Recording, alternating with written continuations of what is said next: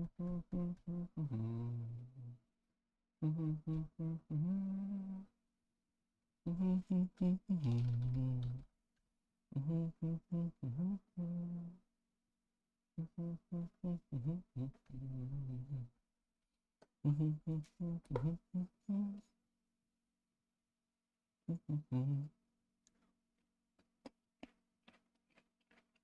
think we're about to be live.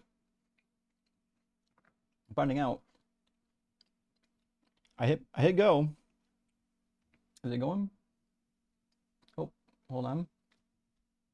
Yeah, there we go. It's going. Should be going. Maybe gonna be going. Yeah, it looks all right. We're connected. Okay. Good. Let me check the horizontal real quick, friends. Looks like we're live on the horizontal.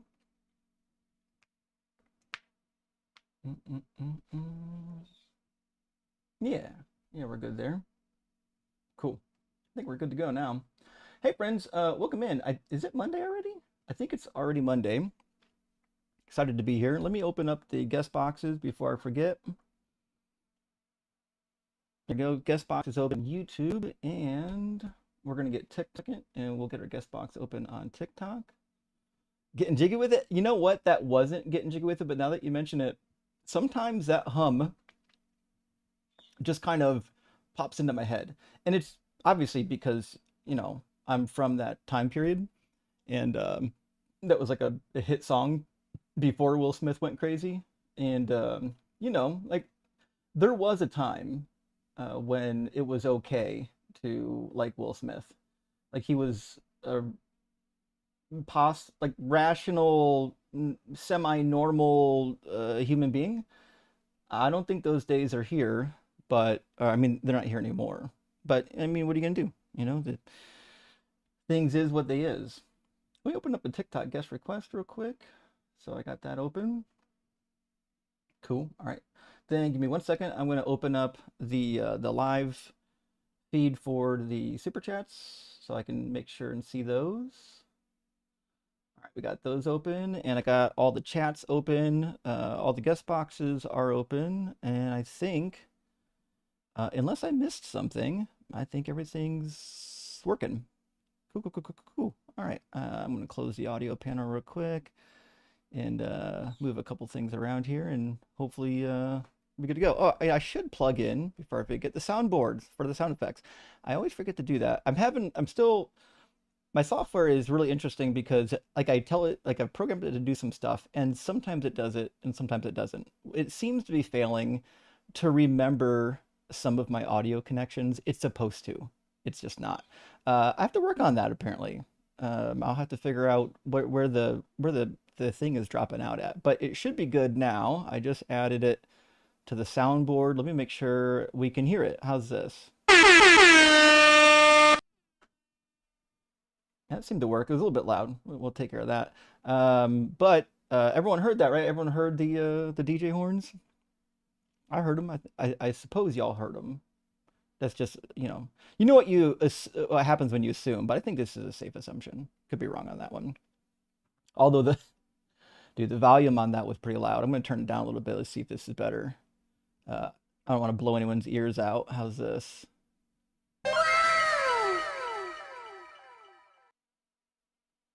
It's not so bad. All right. Cool. All right. I think we're ready to rock and roll, friends. Hey, if you're watching on YouTube and you want to request up, you're like, actually, no, this can't be the case. I think that Christians do have morals. And in fact, those fucking atheists are the ones without the morals. Hey, today's your day. Love to hear from you. You're welcome to come in and let me know why that is or isn't the case, and we'll talk about it. We'll have a conversation about it. But nevertheless, my claim stands, and I think it's gonna be a fun one. I don't know if we haven't ran this topic before, but we're running it today, so it should be a good time. It is a little. I will say this: it might be a little tongue-in-cheek. I think that's fair to say. But YouTube's out of sync. What about? What? Oh, you think the soundboard's still too hard? Too loud? I can turn that down. Someone's saying that the audio is out of sync. Is that correct? If you're on YouTube, let me know if the audio is out of sync and which stream it is. I can pull it open on my end and see too. Shouldn't be a big deal to correct. Usually that's a pretty simple correction. Audio is 5 by 5. I don't know what that means, my friends. On that, I'll have to uh, claim stupidity. Um, correct. Well, I'll check it. Let me pull it open and see where the delay is, and I'll correct it real quick. Shouldn't be a big deal. My deepest apologies there. I didn't realize that was a thing that was happening, but it's should be easy enough to fix. Usually these types of issues aren't too big of a problem. All right, give me 1 second.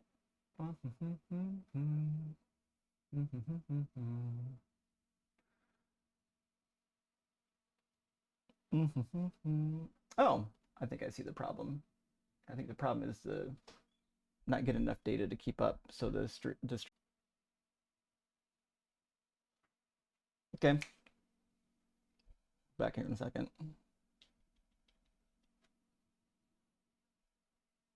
Okay, stream should be back. Give it a second to load, perhaps.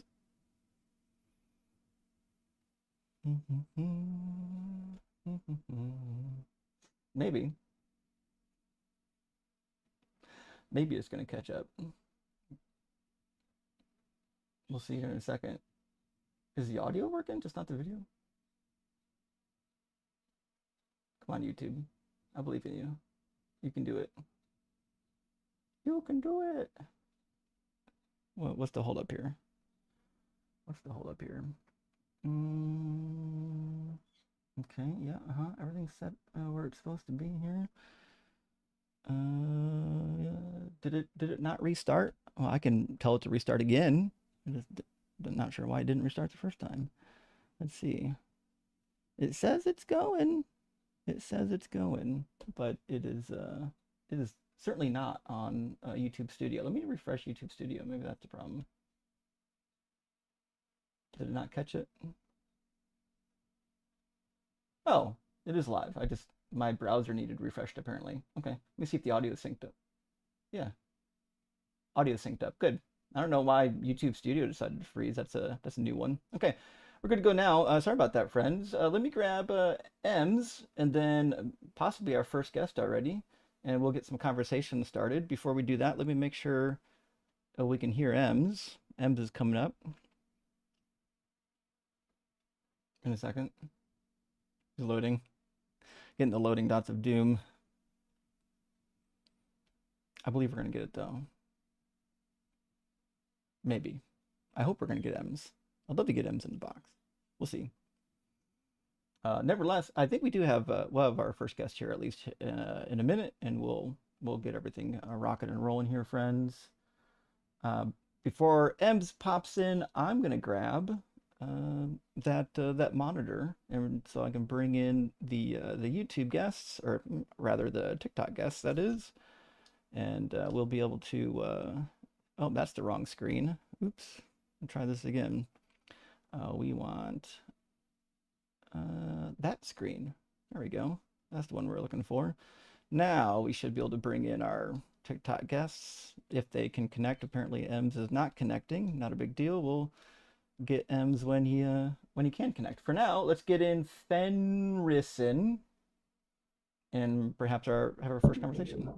Welcome in, Fen. Are you at least 18?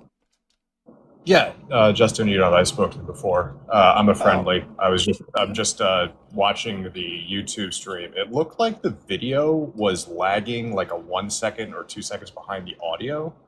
yeah. But otherwise, once you refresh it, if everybody in YouTube refreshes it, it resyncs. Oh, interesting. I didn't check to see if that could have fixed it. But nevertheless, it's not a big deal. I was using kind of an experiment. I've got two ways of feeding the stream out of my software. One is by having my computer encode it and send it to YouTube, and one my browser encodes it and then sends it to my server, and then my server sends it to YouTube, which it seems like it's working, but it might be a second delayed. I'll have to look at that delay. There might I be a just saw setting. I on YouTube. I just saw your behind the scenes, what you were working on. I don't know how why it got shown, but it showed your program, and I almost went into existential mode. I was like, "What the heck is this?" It's it's pretty gnarly. But I the it's so I'll say this, it's making my life way simpler, because I have a lot less software that I have to run to make the live streams work. Like everything's now in like one package, and I can put it all on one screen basically, as opposed to using freaking four screens like I was. So we're going places, buddy. Good, good. Yeah, but Well, thanks for the you and I information. That's last time we talked, we said we were gonna do some deconstructing together at some point, but I don't want to take over M's spot, nor take a spot that you want to give to somebody else. It's up to you, but right. Yeah, well, oh, I'll be doing a Q&A live in a little while, in a couple weeks. You're welcome to come up during the Q&A, and we can hit any topics you need to hit. sounds good, brother. You have a good one. Be safe. Hey, hey, thanks. You too. Appreciate it. W Fen. All right, so perhaps we've got our first guest behind Fen, and it looks like it might be Dan Ziller. Maybe. See if I said that right.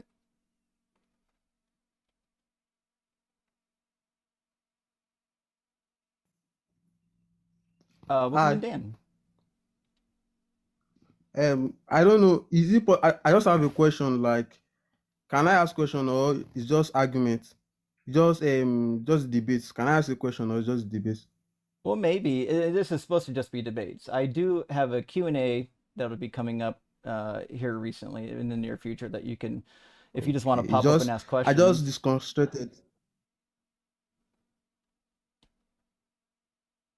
Okay. I just disconstructed. So I'm just having some challenges. So I just wanted to see Sure.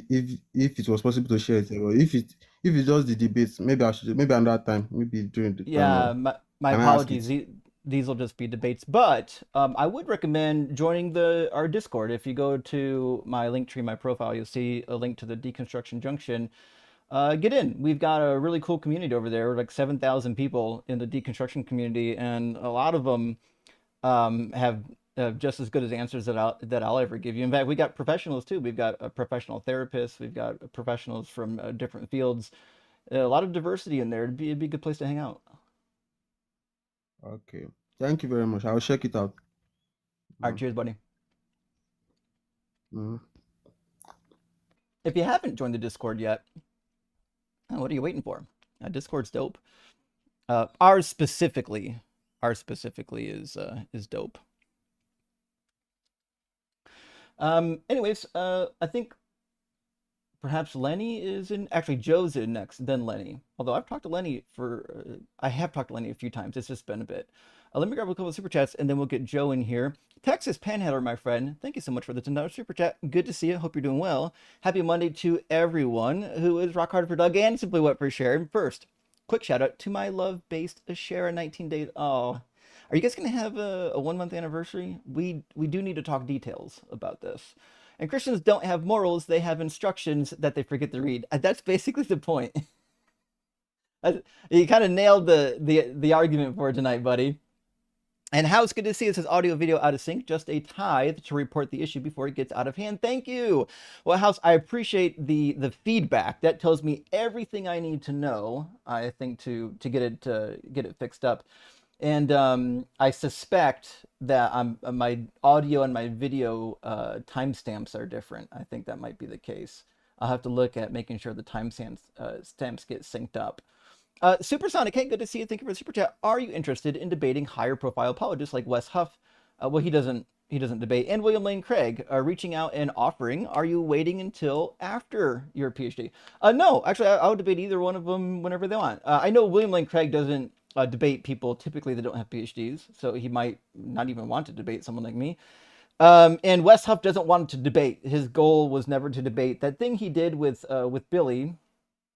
Oh, I always forget his last name. I want to say Billy Madison because that movie. Is I'm that old. But was it Billy Carson? No, no, no. Fuck, I forget. Well, you guys know the voodoo woo woo emerald tablets nonsense guy. Um, he only took that on not because he wanted to debate, just because he was saying such nonsensical shit. Like it was the lowest hanging fruit possible. Like anyone who had even like a freshman class in biblical hermeneutics would have been able to destroy him. So, anyways, that's how that came about. But yeah, if one of them wanted to debate, or if there's a high profile that wanted to debate, I'm more than happy to do it. But you guys know my position. My position is to change people's opinions, and one of the ways I do that the best is running this stream. I get more eyeballs on this stream than just about anywhere else I'm going to go. However, if I can get a big stage, a university or something like that, where I can debate a high-profile apologist, more than happy to do it. Love to do it. Cynthia, hey, thank you for the super chat, friends. Isn't God interfering in free will when he has one people group attack another people group, or when he hardens people's heart? Oh yeah, for sure. And you'll see this when I debate the free will argument. I almost always go to like Joshua chapter 11 or Exodus chapter 6 through 11, where we've got God hardening people's heart. You can go to Romans chapter 9, where Paul confirms it, that you don't really have free will. God does what he wants to. And in fact, he says he raised up Pharaoh for this very purpose, meaning the purpose of having Pharaoh do what he did. And he says in the Hebrew Bible that he has made everything for its purpose, even the wicked for the day of destruction. Oh, so that means he designed it. He created everything that you see around us, which is why the Proverbs say that he declares the end from the very beginning, because he designed the end. So that's why I would say that. Yeah, I think you're right, Cynthia. All right, let me get Joe in here. I don't know if this is our old friend Joe or a new Joe. I assume we'll find out here in a moment. Welcome in, Joe. Are you at least 18? Yeah, Yeah? yeah, Awesome. And do you believe in the Christian God? yeah. Awesome. And do you think that the Christian God or the Christian religion gives you objective morals? I wanted to engage with your prompt that you had. Yeah. Are you Is changing your prompt? is your is Are your you changing your connection prompt? is your connection okay? Hold on a second. Because it sounds like Um, you're talking through like a landline from 1982. I don't know how to use it to my. Do you have I Wi-Fi? can't use. I can't use anything but my headphone. Maybe your headphones are broken. Are you on the phone? Mm-hmm. Oh, there we go. Yeah, just unplug your headphones, buddy. No, it's I don't. I won't go to the speaker on my phone. I don't know how to disconnect. Hold on a second. You can select a different microphone without changing your output. Hello. Yeah, actually, you didn't have the right microphone selected anyways. I changed it for you. It should be good now. And he left. I that's the other good thing about the software package. I can actually just manually change their hardware when they've come in and I know they fucked it up. They selected the wrong shit. That makes my life a little bit easier. So happy about that. The other thing, well, I'll save that for another time. But that gets dropped. So I guess I'll give him a minute to see if he gets back up. He seemed like he wanted to address the prompt. I didn't hear anything that sounded like he didn't want to debate the prompt. So I'm assuming he was telling the truth. Just needs to get his microphone situation figured out. But it's interesting that he accused me of like changing the prompt. Christians have no morals. I think most people here understand that there are theoretically, two types of morals: objective morals and subjective morals. That's really where the root of the argument lies, which is what Texas Panhandler was alluding at. And they really don't even have morals as much as commands. It's more like divine command theory. So I mean, it is what it is. It is what it is. He didn't come back. So let me grab Miss Meg's chat here, and then we're gonna grab our next guest. even Miss Mexican, thank you for being a member over a year. Even setting aside God changing minds, why isn't the free will one of the victims considered? Should shouldn't God step in to protect their free will? So this is an interesting thing because in the Christian framework, you have to assume that God, like they assume that God gives everyone free will, and He's not supposed to intervene on their free will, but He will let other people intervene on other people's free will. So He's like, it'd be wrong for me to intervene on your free will, but it's okay if that person does it, right? So it's a weird concept. You think if free will is that important, God would have designed it so it's much less likely for someone to have their free will impeded. Given that he doesn't really care about that, it seems like this isn't as big of an issue as people would think. But I think you're right, Miss Megs. And sometimes he causes stuff. He causes prophecies to come true. You know, like the what happened with David's wives. You know, different things like that. And so, if that's the case, if God causes things to come true via prophecy or prayer, well, I mean, it just means that somewhere along the line, God has to change somebody's free will to make it happen. I don't know if there's much way around that. All right, let's grab our next guest. Hello? Yeah, welcome in, Owen. Hi. Owen, are you at least So, 18? yes. Awesome. And do you believe in the Christian God? Yes. Cool. And do you believe that being a Christian means that you have morals? Typically, we refer to morals, like in the Christian worldview, as usually objective. Is that what you believe? I believe the Christian faith does provide an objective set of morality, yes. Sure. And what do you think the word objective means when we say objective morals? So I think it is objective is a truthful and precise moral framework in this context. Interesting. Do you know, like, I assume the answer is no. Have you looked up the definition of objective morals? Uh, I could not give it to you off the top of my head now. That's okay. So typically there are two types of morals. One is objective and one is subjective. Something that exists subjectively means that it exists dependent on a mind. So we would say, you know, the thing that I drew on the paper would be, if I said that thing is a beautiful piece of art, well, that's subjective. That's just my Mm-hmm. opinion about the thing, right? It's dependent on my brain and my opinions, right? Now, if it was objective, that means it would exist independent of my brain completely and independent of any brain. Like it would just have an objective status. And that's the Yeah, difference with opinion, morals, right? respect. So subjective morals are morals that human beings make. We're like, this is the way to do this is the way to not do that. Those are subjective morals. Objective morals mean that they would exist independent of any mind at all. Does that make sense? Yeah. So it's not necessarily talking about their preciseness, although they would be precise and true. It's talking about how they exist. They exist objectively. Now, I think the Mm-hmm. problem with the idea that Christians have objective morals is you probably think that morals comes from the Christian God, right?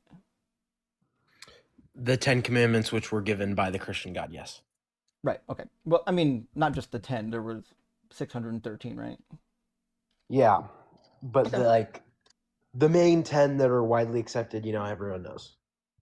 Yeah, I mean, yeah, because they existed prior to the 10 commandments Yes. too. Yeah. Yeah. Yeah. So nevertheless, do you think that these laws are objective? The Ten Commandments. Yeah, that they exist objectively. It is an objective fact that they exist. I'm sorry Yeah. that I'm confused a little. Could you rephrase the question, please? Yeah. Do you think they exist objectively, or do you think they depend on a mind? I think they exist objectively because they were given by God. Okay. And did God's mind decide what they would be? God does not have a mind. God is all powerful, all knowing. God, but God the Gospel of John says that the grants Holy us to come Spirit up with. searches the mind of God, doesn't it? Yes. Does God think? God knows. But does he have thoughts?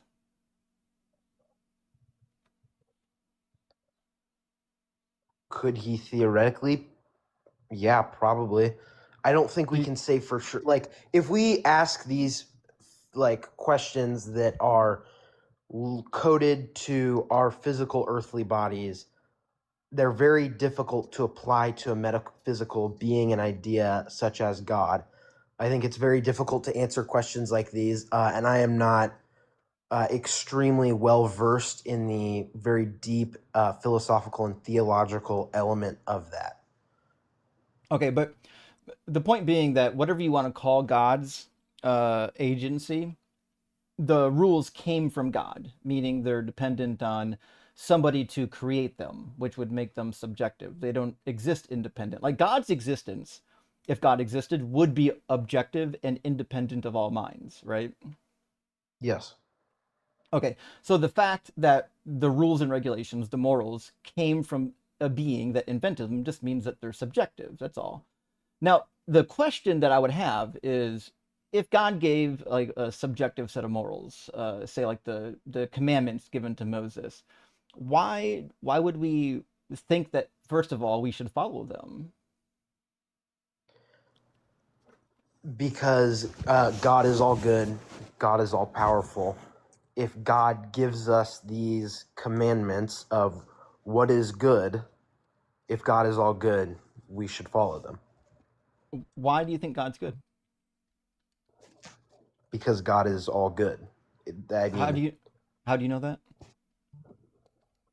it's all about the Christian belief. And I mean, honestly, Well, I think that as of right now, I'm sorry. This as of right now, this is probably not going to really get us anywhere if we're just going in this circle because I feel like we are getting at the start of a circular engagement where how is God all good? Well, because he is all good, and it's just going to end up circular. that is circular, Um, yeah, yeah, right. That's kind of the point, right? So if you don't know if God is good, then how do you know that his commands are good? you do know that God is all good because he is all good. How do you know that?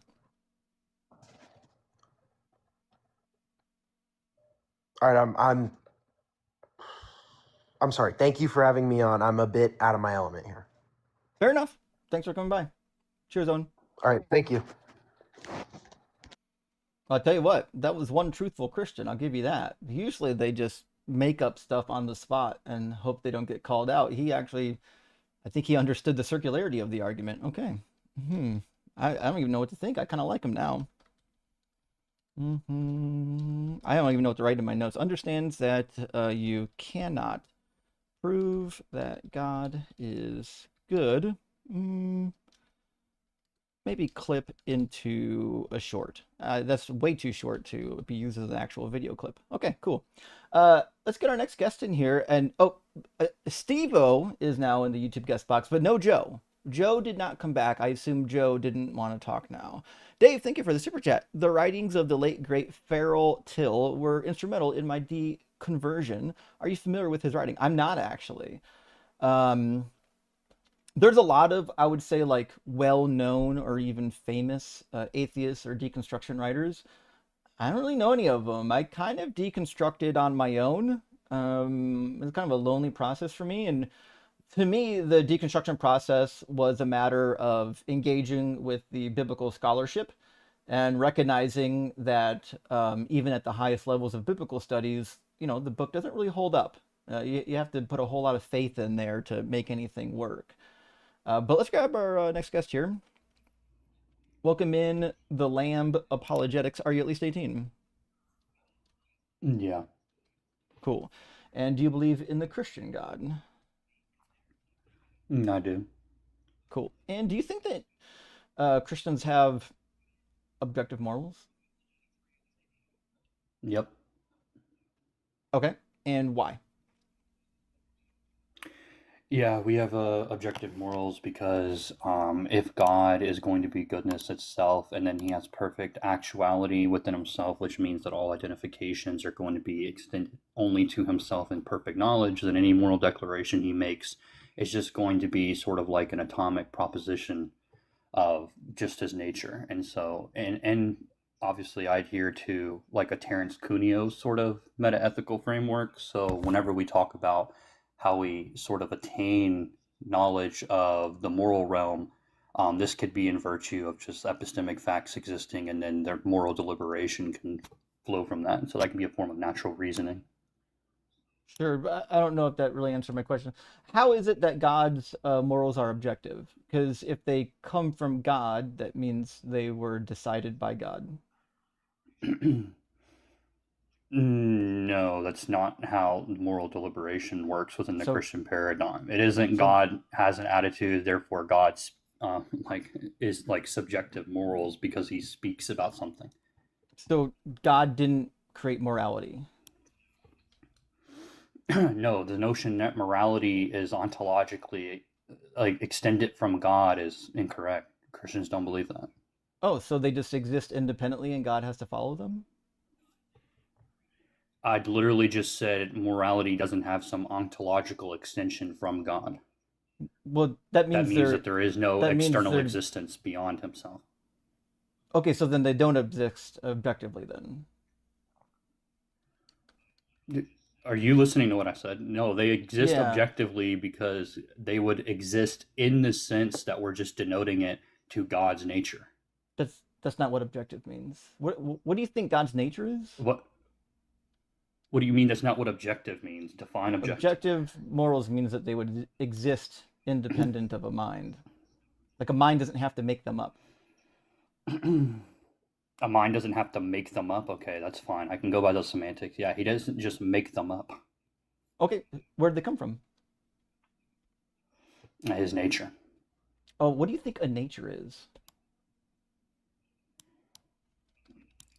We can deal with the first problem first, which is, do you think like when we talk about objective morality, right? And I say his nature, it seems like you still have this like inclination that like if he recognizes or has knowledge of himself, then this would somehow cause like let me turn my notification off.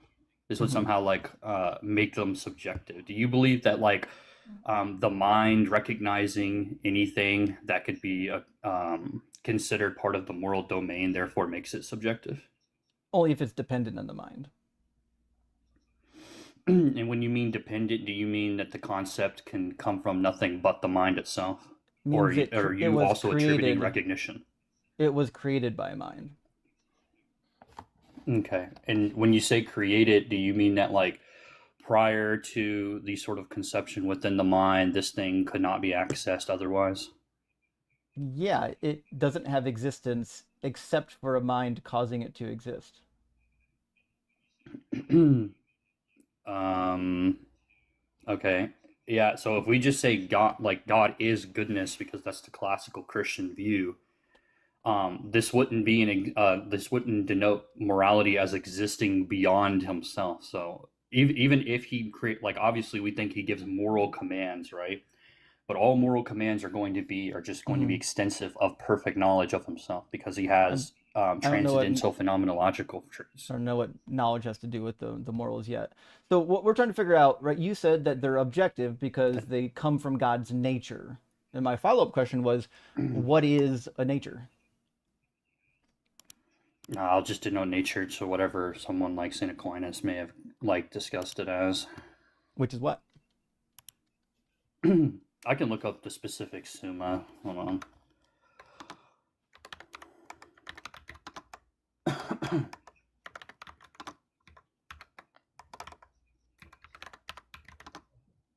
I mean, the definition's pretty easy. It's usually like the necessary Well, characteristics that define something.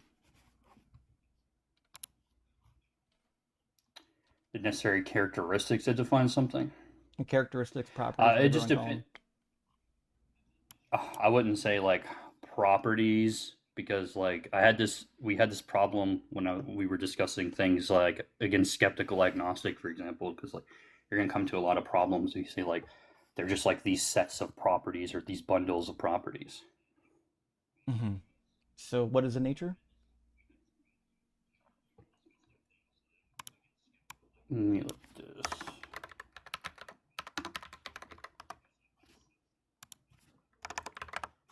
I hate going through the sim. Okay. Yeah, so probably just going to be the nature refers to an essential form of something, right? So, for example, when we say like God's nature is going to be identifiable with goodness, then this is just going to be claiming that his essence is himself and being. So God, the definition of nature is God's goodness. No, that was an explication after the fact of what I described it as. Right. So what is a nature? Like the definition. If I said the nature of a grape, I already the said it's the nature essential of form of something. God, the well, God doesn't Excuse have me. a form in your A worldview. form of something or a substance just means the whatness. But It's not God like doesn't I'm not have saying form form though. like he has a physical form. Okay, well, what do you think form is then? Because the definition in philosophy of nature is the essential character or inherent quality or fundamental makeup of something, which is what I said. Okay, are you giving an external critique or an internal critique as a Christian paradigm claim there's an inconsistency within the model? Neither. I'm asking you questions. Obviously, these things are going to be underpinned. I would like to know what the underpinning are. The underpinning is I need a definition for nature, or else we can't move forward because we need to be working on the same definition. I gave you Saint Thomas Aquinas' definition. Well, it doesn't match like the actual definition, and I don't think you actually used it What? properly. Yeah. Well, What do you mean give it to me actual again. definition? Do you think Give it definitions to are objective? give it to me again. I'll write it down. Yeah. So a nature from St. Thomas Aquinas is just going to refer to the essential form of a substance, so the whatness of a thing. So the essential form of a Mm-hmm. substance. What do you think? Do you think God has a substance? Of a substance of a thing. So when I say a substance, that just means the whatness, like how we So describe God. so God is a what? Sure. What do you think? Okay. What do you think our conception of God is? Do Um, you believe we think he's some like we think like beyond just the incorporealness? Do you think that we think this is like some illogical existence in which we cannot actually like explicate any further upon him? mhm. So I'm just trying to get your definitions down. So you're saying that the nature is the essential form of a substance, which means it is the essential form of whatness. Is that what you're trying to say? It's a form of a substance, which is the whatness of a thing. That, I get it. That's why I replace substance with the whatness. Yeah. Okay, so you think nature is the essential form, although I think we need to actually define form properly, the essential form of the whatness of something. So, what do you think whatness means? Because I think this is going to become circular. I think the whatness of something typically defines the essential characteristics of it. That makes it the what. So, what is God's whatness? The whatness can just be denoted to a description of this thing as it exists in its essence. So, like for Well, example, the whatness here that we're denoting to in terms of the moral talk that we've been like kind of deviating from is the goodness ipsum, right? In which we say that he's goodness because he has this sort of perfect ontology. This is like what we I talk about when we talk about the necessity of the have being no is the idea why you keep perfection. going to goodness. We're just trying to define whatness at this point. So you're saying that whatness is the description of his essence, and what else? Hold on, I'm getting a call.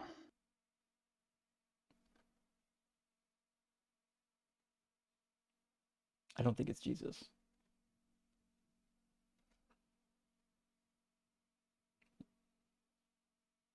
There's some top tier world salad though. I'll tell you that.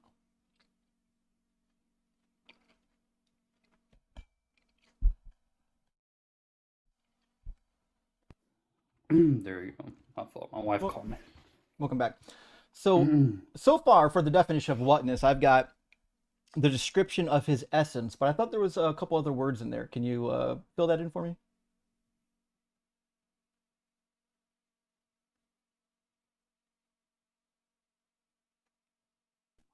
What a couple words? You're talking about the when I talked about the whatness of a thing? I'm just asking you for the definition of whatness. You said the description of essence. Is that what you're sticking to? I said we can just simplify and denote it to that. Yeah. Okay, and this is gonna make it really circular now. What do you think the definition of essence is? Essence. That was going to Hmm. be defining sets of properties that make a thing what it is. I thought you said God didn't have any properties. I said when we talk about nature, we don't denote nature to a set of properties, right? You got to think Gotcha. Aquinas when to yeah to like if I have to explain further on like Aquinas's understanding, like it's going to be Aristotelian. Yeah, you know about like Aristotelian metaphysics. No, no, no, no. I went to school to like study real topics. Okay, I don't. That was like pretty horrible rhetoric. Anyways, Aristotelian No, this metaphysics is going to this is conclude true. that I natures are like I studied something principles of useful. motions. That's all. Define useful. What? Do you make money as a philosopher? Wait, is something being lucrative mean that it's useful? Mm, yeah, yeah. If you can't actually put it to use, it's kind of a waste. Wait, so fatherhood isn't lucrative, but yeah, we wouldn't say that like Did you get a it's degree in not useful, fatherhood? right? Did you get a degree in fatherhood? Is that what you did? Dog what? I'm talking about paying Okay. money to get a piece of paper. If you paid money for a piece of paper that doesn't do anything for you, you did something useless. So it is pretty easy. We're doing is getting your definitions nailed down, so we can make sure that we're all talking about the same thing right now. That's all we're doing. So right now we're What stuck on the basic definitions. We started with nature, right? So nature is mhm, defined to you as the essential form of a substance. Substance is basically whatness. So I'm gonna reconstruct this a little mhm. bit. I'll do parentheses. I'll say whatness is really what you meant here. Whatness means the description of essence, which means we actually would just put in here description of essence. I didn't. Oop, Well, I didn't say essence, whatness was the and then description of the essence. You asked essence me what the means essence was. essence means the defining set of properties. So then we can just do defining set of properties. And now it's actually really interesting. Definition of nature means the essential form of a defining set of properties, which is ironic since that was my definition of nature. No, I already did. I already clarified that this is denoting to Aristotelian metaphysics. I gave you a simplified That form and then said, the Aristotelian metaphysics is going to say when we talk about the whatness, they're principles of motion. which uh which one of these definitions is wrong? Which one of what definitions? The Oh, you wrote ones it on on the this screen. on Okay. the screen. Essential form of a substance. That's not wrong. I said it's simplified.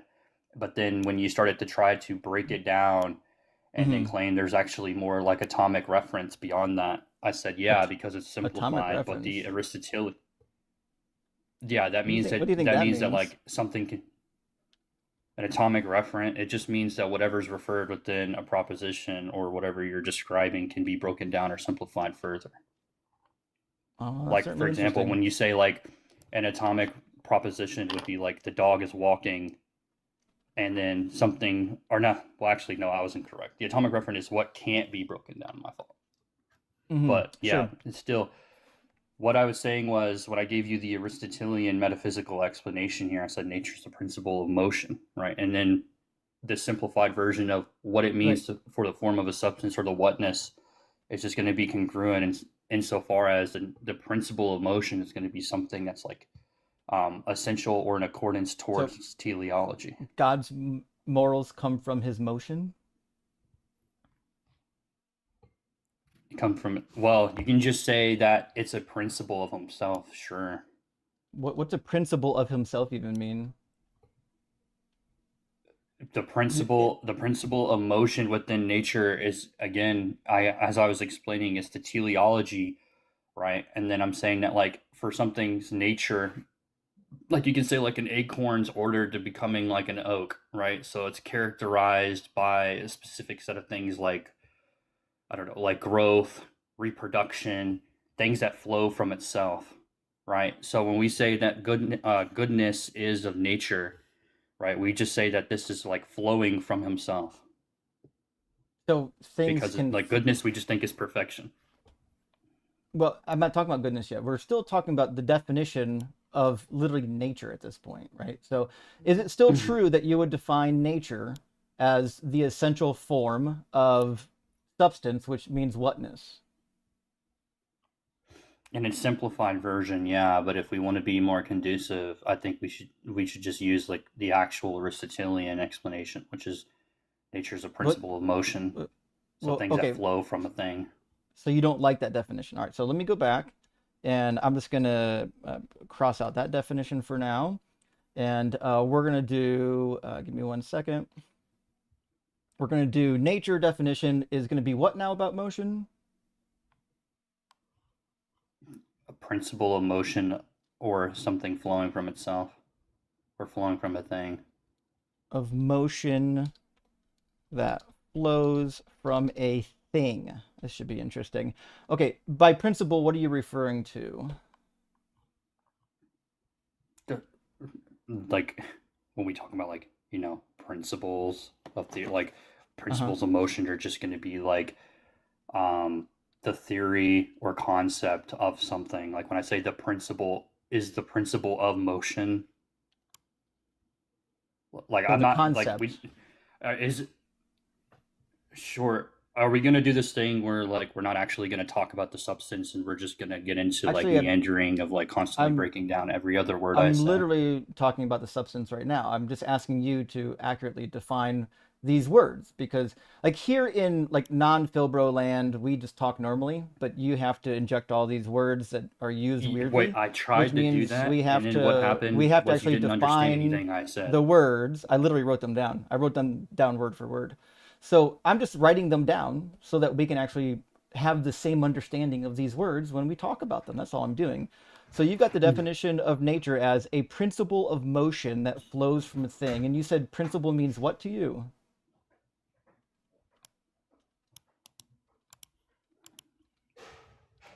Did you not? Okay. So, because I know you put on that rhetoric about like Phil Bro thing, but here's the thing: is I gave you the simplified form, and you seem to not be able to understand that, nor Just come to any sort of just like waiting for a conducive definition. like dialect about it. Just waiting for a definition, that's all. A definition of what? Of what you think principle means.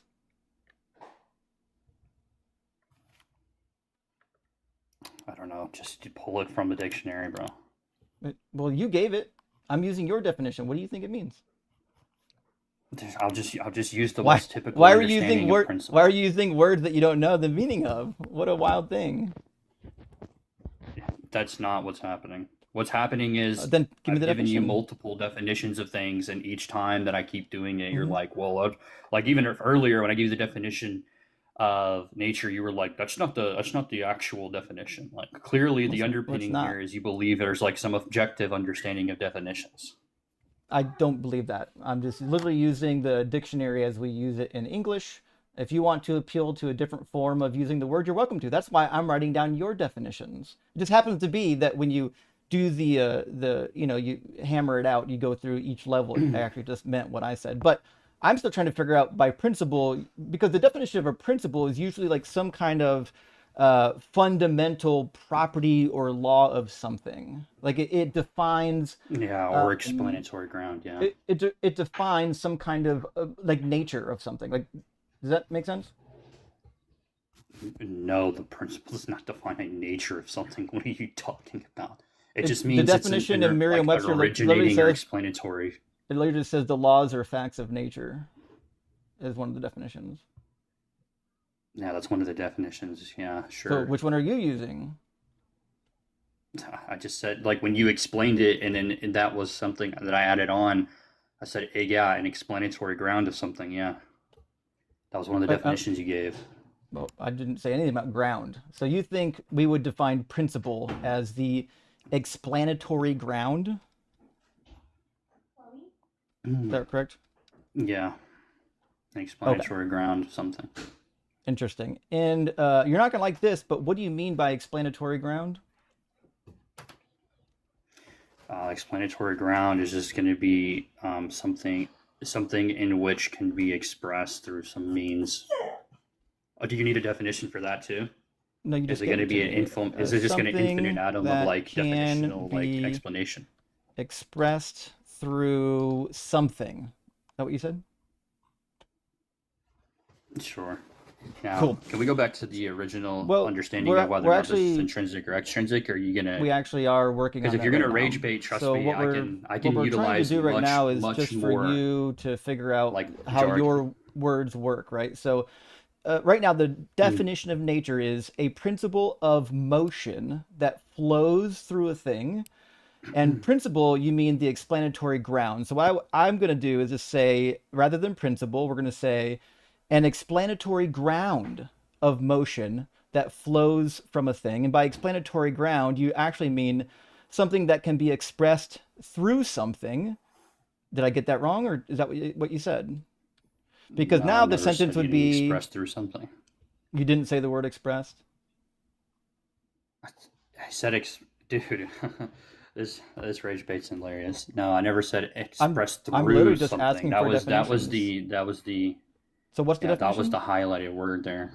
So which word do you want me Definition to of replace? explanatory ground. Yeah, which word do you want me to replace? You can keep whatever you want. Well, I'm asking you for your It's definition. not like These are your it's not words. gonna yeah these yeah sure the semantic reduction's not gonna work because you're still gonna It's get not a like slammed semantic on the substance reduction. itself. I'm literally just trying to figure out what you're using these words for. So right now, I've got the That's the definition of definition of a nature semantic is reduction. a something that What? can be expressed through something of motion that flows through a thing. Is that your definition of nature? What? Repeat that. So far, your definition of nature is something that can be expressed through something of motion that flows through a thing. No, motion that flows through a thing. No, I never said that. I said that You didn't say it's the the word motion. motion, or yeah, I said the word motion. I'm glad you picked the word that was obviously used So and ignored the rest of what was highlighted. where's the word that I need to replace here? It's on the screen. Just tell me how to form it. I've got something that can be It's pretty expressed small. through something of motion Hey, that flows through a thing. sure. So, I mean, ignoring the grammatical issues, something that can express Well, through that's something because of I motion copy that and flows from a thing. suppose I copy and pasted it, but I mean it's irrelevant. We're asking for you to tell me what it should say. Yeah, I already explained what nature was. I said it's the principle of motion, right, Mm-hmm. in which something flows Oh, from, right? So it's that. primarily and essentially the features Uh-huh. teleologically from the thing, right? And I gave you an Sure. example with an So acorn. so the nature, because you said nature is the principle, and principle means the explanatory ground, and the explanatory ground means something that can be expressed through something, which means it actually means something that can be expressed through something of motion that flows through a thing. You think that's coherent? Are you like purposely this like pedantic or I'm actually just showing you that you're using words you don't understand. You're just throwing them together because you heard the argument somewhere. You have no I've idea what actually these words even explained mean. I've explained the word. Hold on, you don't even know what Aristotelian metaphysics are. I don't need to You're know commenting on Aristotelian Aristotelian metaphysics. metaphysics to know how the word works in You English. don't need to know Aristotelian metaphysics in order to actually have a No, dialect about the concepts themselves. already learned English. What are you talking about? Already learned English. What was that supposed to refer to? I didn't actually need to read Aristotle to know these definitions, as it turns out. What do you mean by know these definitions? Again, that sounds Yeah, like there's I some just looked at underpinning of the objectiveness to dictionary. definitions. I just looked at the dictionary. Oh, so definitions are going to be contingent upon the dictionary only. Well, if you speak English, then your definition should be at least related to what the dictionary says they're related to, or else you're just talking nonsense. Why? If the goal is to actually communicate something to There's plenty somebody, of then what words. you have to do is actually use the words the way other people understand them. Using words the way people don't understand them is not a good method for communication. Do you think philosophical topics can be expressed through just mere like colloquial language? Yep, not even hard. In fact, I talked to So a if I PhD philosopher a couple months ago that did exactly that. We had a 2-hour conversation. He didn't use any of these nonsense words even once. We had a delightful conversation. It turns Sure, he out that probably wasn't talking about the Aristotelian people, metaphysics. I'm sure we're actually talking about morals. In fact, his main focus is on moral realism. So you're wrong there. But also, the reality is, if you can't express what you mean in normal people words, it just means that you don't understand it well, or you just want to sound smart by using words you don't understand. That's fine. We see No, it a lot. I literally gave you an example of what nature is from No, you Aquinas, from didn't. Aristotelian metaphysics, and gave you an example. The example of the acorn that I gave you twice, Hmm. that should indicate that I know what this So concept is if I'm able to actually then, like accurately explain it. so how something behaves, No, it's not just mere like statistical tendency. then what is it? It's characterized powers or operations of something. And I Powers gave or you the example of the operations? acorn, which I said there's an ordered, Okay, I'm gonna yeah, give powers and you another operations. chance. Maybe I haven't been fair enough. Can you give me one coherent definition of nature, and so I can write it down and we can move forward? Okay, I guess Aristotle isn't coherent, but the nature is a principle of motion and Principle rests in of that which is motion? primarily and essentially. Did you say a principle Yeah, of motion? And then what else? yeah, And what else? which is primarily and essentially, Is which we can just primary? easily say something flows from something. I mean primary and essential. Are we? Is that what Which we're is agreeing on? it is primarily and essentially. Oh, it's primarily and essentially. Really? Yeah. Do you know that when you add y's on the Mm-hmm. end of those words, you need more words after that? It's primarily what? What? That is not. I thought you said you knew the English language. You I think when I a Y do, is yeah. added, then that must mean that there must be another word. Wait, so when Yeah. I say I love my family, is there supposed to be another word that comes after that? That's not because of y's on it. It's because the construction of primary versus primarily are different usages. That wasn't your point. Your point was it has a Y on it. It should have another word after it. My point is when you put a y on primary, or primarily is more than just a y, it changes how the word is used. It's not difficult. It changes how the word is used. In what Hmm. manner? Yeah, because primary is an adjective. Primarily is an adverb. Adverbs get attached to verbs, at least typically. It could be attached to more than just verbs, but it's not an adjective. You can't use primarily as an adjective. Okay, read the sentence again. Nature is the principle of motion and Mm. rest in that which is primarily and essentially. Yeah, that's essentially what? Dog. This is how I know These you've never Do read you a not know what piece of adverbs are? philosophical literature. I don't need to. Have you ever read like English You don't grammar? need to. I think you do. This Do you know what an adverb is? An adverb so modifies when you verbs, open up so when adjectives, you open or up entire any of the sentences. works, so any of the comprehensive works of Aristotle, you're going to look at them and you're going to Well, say, I'm just "Well, I can't gonna believe they use show primarily and you essentially. That's incorrect." well, I haven't read it, so they're incorrect if they're doing that. I'll give you the grammar from ChatGPT. What is wrong grammatically with this sentence? Oop, there we go.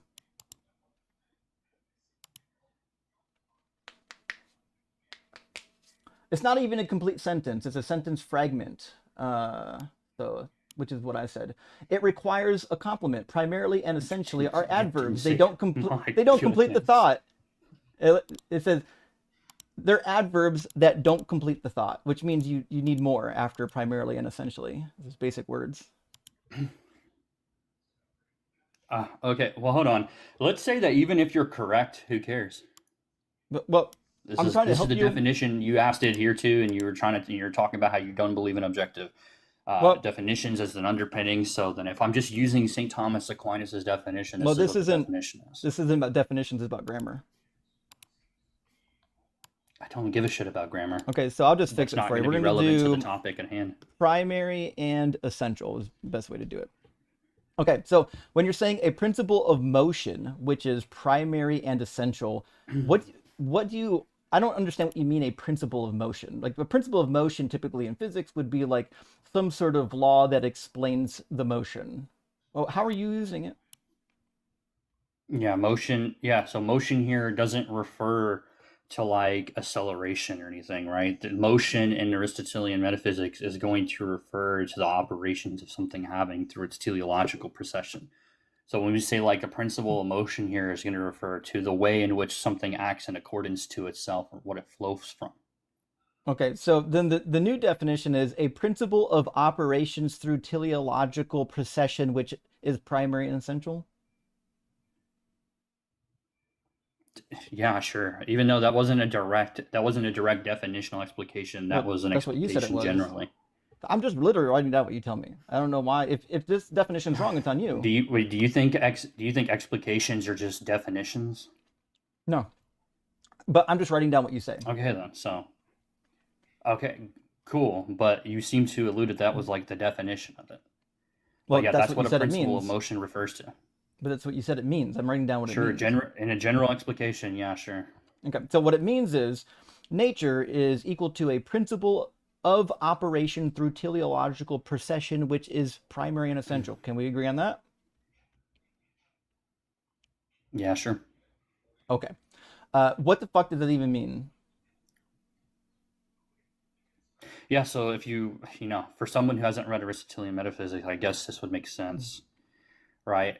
As I explain, when we talk about like the acorn example, right, it's ordered towards something becoming an oak, Does God right? have And then operations? I explain, does God have operations? In a sense, I thought yeah. I thought he was completely actualized. You can't have operations if you're completely actualized. The operations I'm denoting to are going to be the motions or the thing that flows from itself. So the operations of its So, actualization without any potency within himself is going to so flow from his nature. God's nature flows.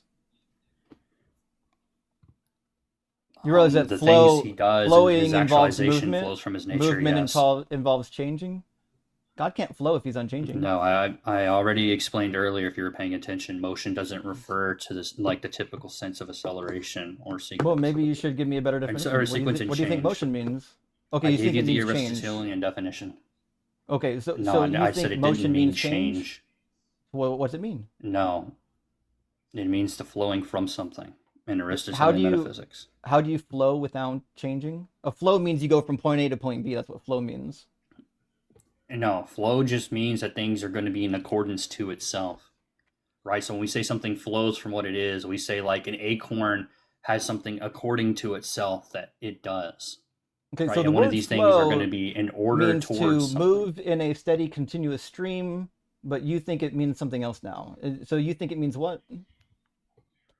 I hope there's no Catholics watching this because they're probably like bleeding They'd from their probably be ears listening to like you butcher your rolling class. around on the floor, wishing you would like be coherent, is what I would think. It's perfectly coherent. Sure. So where does the definition of motion need to go into this sentence? A principle of operation through teleological process, which is primary and essential. Where does the definition of motion need to be plugged in? So now we need a definition of motion. You I'm said just curious. Are that we ever going to get to nature the substance of the actual that moral debate, or is you this said what you that typically do in your lives? Is you just said that meander over the definitional definition of semantic nature reductions? includes the word motion. I'm trying to put it in there for you.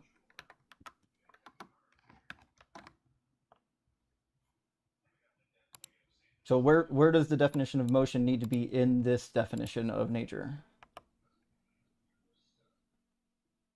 The definition of motion here. Yeah. I already explained that. I literally Yeah, gave I'm an ask- explanation of Yeah, I'm what the asking you to give it principle of again so I motion can is. write it down. Yeah, give me an explanation so I can write it down. From Aristotle, it's just going to be the actuality of what exists potentially. So God has potentiality? No. Okay, but you said that the definition of nature is a principle of operations through the actuality of what exists potentially, teleological procession, which is primary and essential, but God is fully actualized. He can't have potential. I didn't say he had potential. Then how does he actualize his potentiality? What are you talking about? Okay, your definition was actualization of what exists potentially. God has no potential. Yeah. He doesn't have potency now. Right, so that means he doesn't have potential. It's fun when Phil Bros say God has no potency. That just means he's impotent. I love it. But your definition now of nature is That's a not what that. principle Oh my goodness, you were of philosophically inept. operations through the actuality of what exists, potentially teleological procession, which is primarily essential, or primary and essential. Is that your definition? I'm so there's still a question that hasn't been answered. Is this an internal or external critique, by the way? Neither. I'm just writing down definitions. Still waiting for you to agree or disagree on this Okay. I definition. so I'm finding it bored by just constantly going through the last 20 minutes of just doing definitions. Would you like to get to the I mean, substance? maybe if you would give a coherent definition, we can move forward.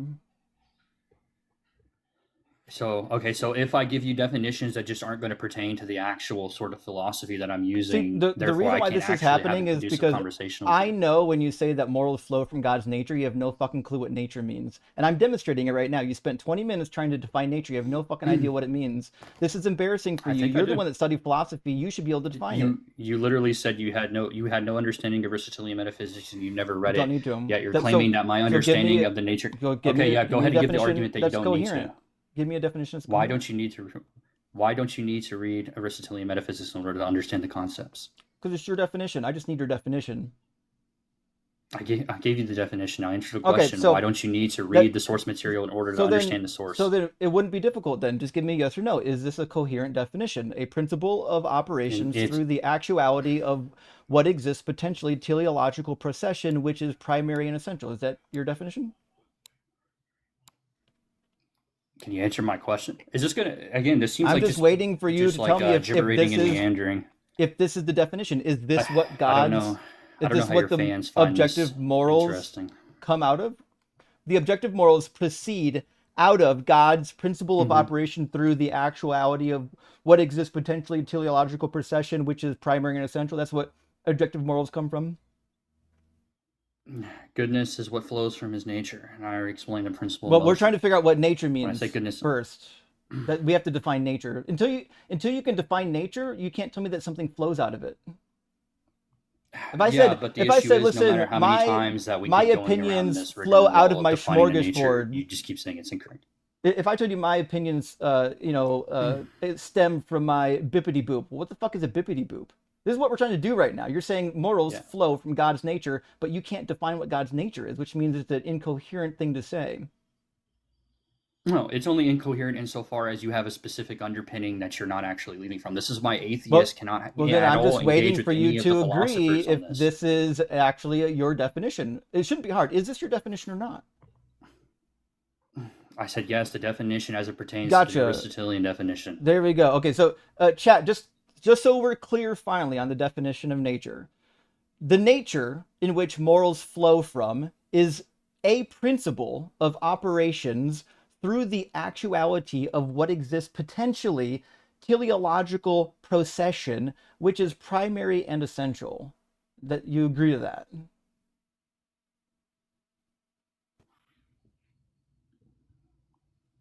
Do I agree with that definition you gave? I don't think it's the accurate understanding of how I explain the Well, that's Aristotelian what you metaphysics said. now. Well, then re-explain it for me. Dude, I don't know how many times I need to re-explain it. It seems like this is what I'm Seems getting. like you're It struggling seems with like basic you have this. English.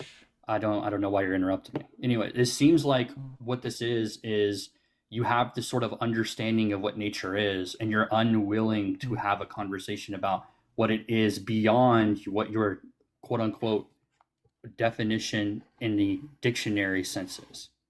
I'm asking for your definition, not mine. And you made that very clear earlier. I'm just asking for yours. I'm waiting for something that's coherent. So you think a nature, like the nature of my nature, is a principle of operation. What do you think operation means? You know, operation is like either a noun or a verb typically, right? What do you think a principle of operations even is? A principle of operations. I said it's the principle of motion. Oh, so you want motion back in here. I asked you where you wanted motion to be plugged in, and you said you didn't need it. Okay, so now we're going to say a principle Oh of my motion. gosh. And that's why I asked you previously, what's your definition of motion? Because I know typically in philosophy, the definition of motion is more akin to change. At least that's how it's usually used. How do you use it? How do I use the principle of motion as Yeah. explained by Thomas Aquinas in the Aristotelian metaphysics, as I explained? Listen, you can say Aristotelian metaphysics all you want. I just need you to tell me what you think motion means. Dude, I already told you what I think motion means. Well, maybe tell me It's not what again I think, it's what's since I didn't write it derived from down. Aquinas. Well, tell me what it is. Tell you what it is again. Yeah, because I didn't write it down because you said I didn't need to. So now that you say I need to, I'm going to write it down. What is it? What, for principle of motion or nature? A principle of motion is part of the definition of nature. I'm asking you for the definition of motion. Yeah, I said there's a technical meaning in which Aristotle would describe it as the motion of actuality as exists potentially insofar as it has potential. Obviously, Okay, the so principle of motion as we can just Aquinas uses it is going to be in a different sense. actually not use the word motion. We can say a principle of the actuality of what exists potentially. That's what you meant to say. Insofar as it has potential. Does God have potential? No. So can this refer to God's nature? No, it's not being utilized as a rigid designator. That's why I said Aquinas has distinctions. There's Sure. qualifications on it.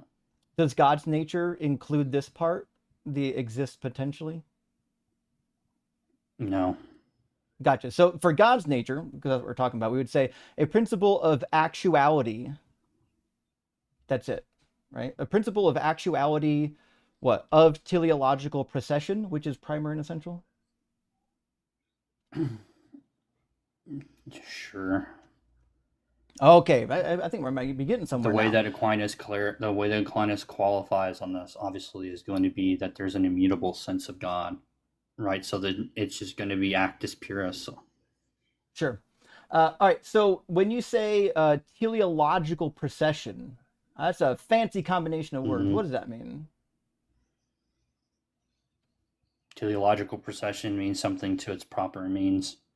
Ah, means or purpose? What? Means or purpose? 'Cause means is typically a path. Purpose is like a goal. Did you want to use Yeah, means or sure. purpose? Use means. Okay.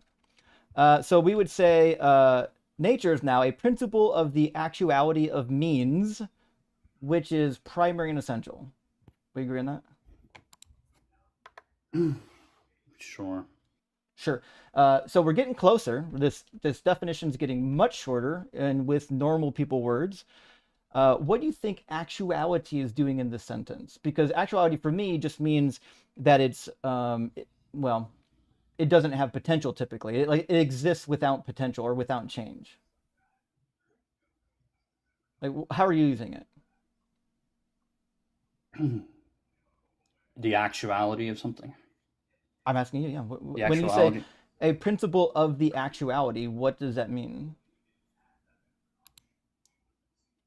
I didn't say principle of actuality. Well, then tell me what you did say. The principle of what? Dude, what? I didn't say the principle of anything within the definition You sure of did. motion. Yeah, you certainly did. It's all recorded. We all heard you do it. No, when you asked me to do, yeah, I know it's also recorded on my end. The motion that I Mhm. explained is the actuality of something existing potentially, insofar as it has potential. I never claimed that Yeah, the word I principle is in and there. you did say that the word principle belongs in this sentence because you said principle is equal to explanatory ground. And explanatory ground means something that can be expressed through something. And at one point, that was the beginning of the sentence, and you agreed twice that that belongs in the sentence. Now you're saying principle doesn't belong in the sentence. I can take it out if you need. I mean, it seemed. I think that was kind of the goal. Was you were just going to go through the infinite semantic reduction in I'm just hopes that I waiting would get for tired you to out. give me a proper definition we can agree on. So do you want principle in there or not? No, for motion, no. Why would I do that? I already No, explained principle of motion, then you asked a definition of motion. I gave you a definition of motion. And then now gotcha. you're So trying to very erroneously put in, well, then that must mean it has to have principle. No, it sure. takes someone with No, two I brain cells to never rub said that. together and have any notion of philosophical literature to I actually understand didn't that we wouldn't just. I didn't use the word or invoke the word principle once you did that. So then your definition now is the actuality Why? of means by which is primary and essential. Yeah, sure. Now you want a definition of actuality or something? Well, I already asked you for that. Yeah, that's what we're hoping for. Yeah, realize or determined state. Okay, so actuality is a determined state. That's what you mean? Realized or determined state of thing. Oh, realized or determined. Gotcha. Okay, so we would say realized or determined state. Right. Okay. So I think we probably need a comment here. Maybe it says the realized or determined state of means which is primary and essential. Is that where we're at so far?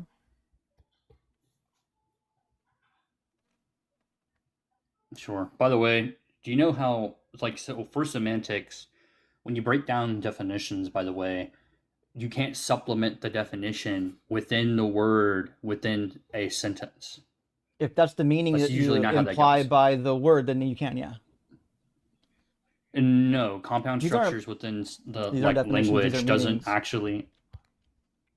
Right. You ask If for your definition definitions. of Meanings can go nature, beyond that because it can be if your contextualized. definition of nature means something, I'm writing down that meaning in your definition. That's all I'm doing. Yeah, So when definitions are you going to be say contextualized, whether they're when you within say a structure of actuality, a sentence. when you say actuality, you mean realized or determined state. That's what you mean. So that's what I wrote. Actuality is a realized or determined state. Yeah. Okay, so then our definition right now is the realized, meaning it doesn't have any potential, or determined, meaning what, it couldn't be any different, state of means, which is primary and essential. Now, something can be actus and have potential. This is like, again, Aristotelian metaphysics Does God 101. have potential? No, he's actus purus. Gotcha. So we're talking about God's nature. So we'll That's a try to keep it qualifier. simple and just refer to God's nature. So would this count as a definition of God's nature, the realized or determined state of means, or do we need to adjust it? So now you want a definition as it pertains strictly to God. Well, if your definition of nature only applies to somebody that's not God, then we're barking up the wrong tree. Remember, we're talking about what comes from God's nature.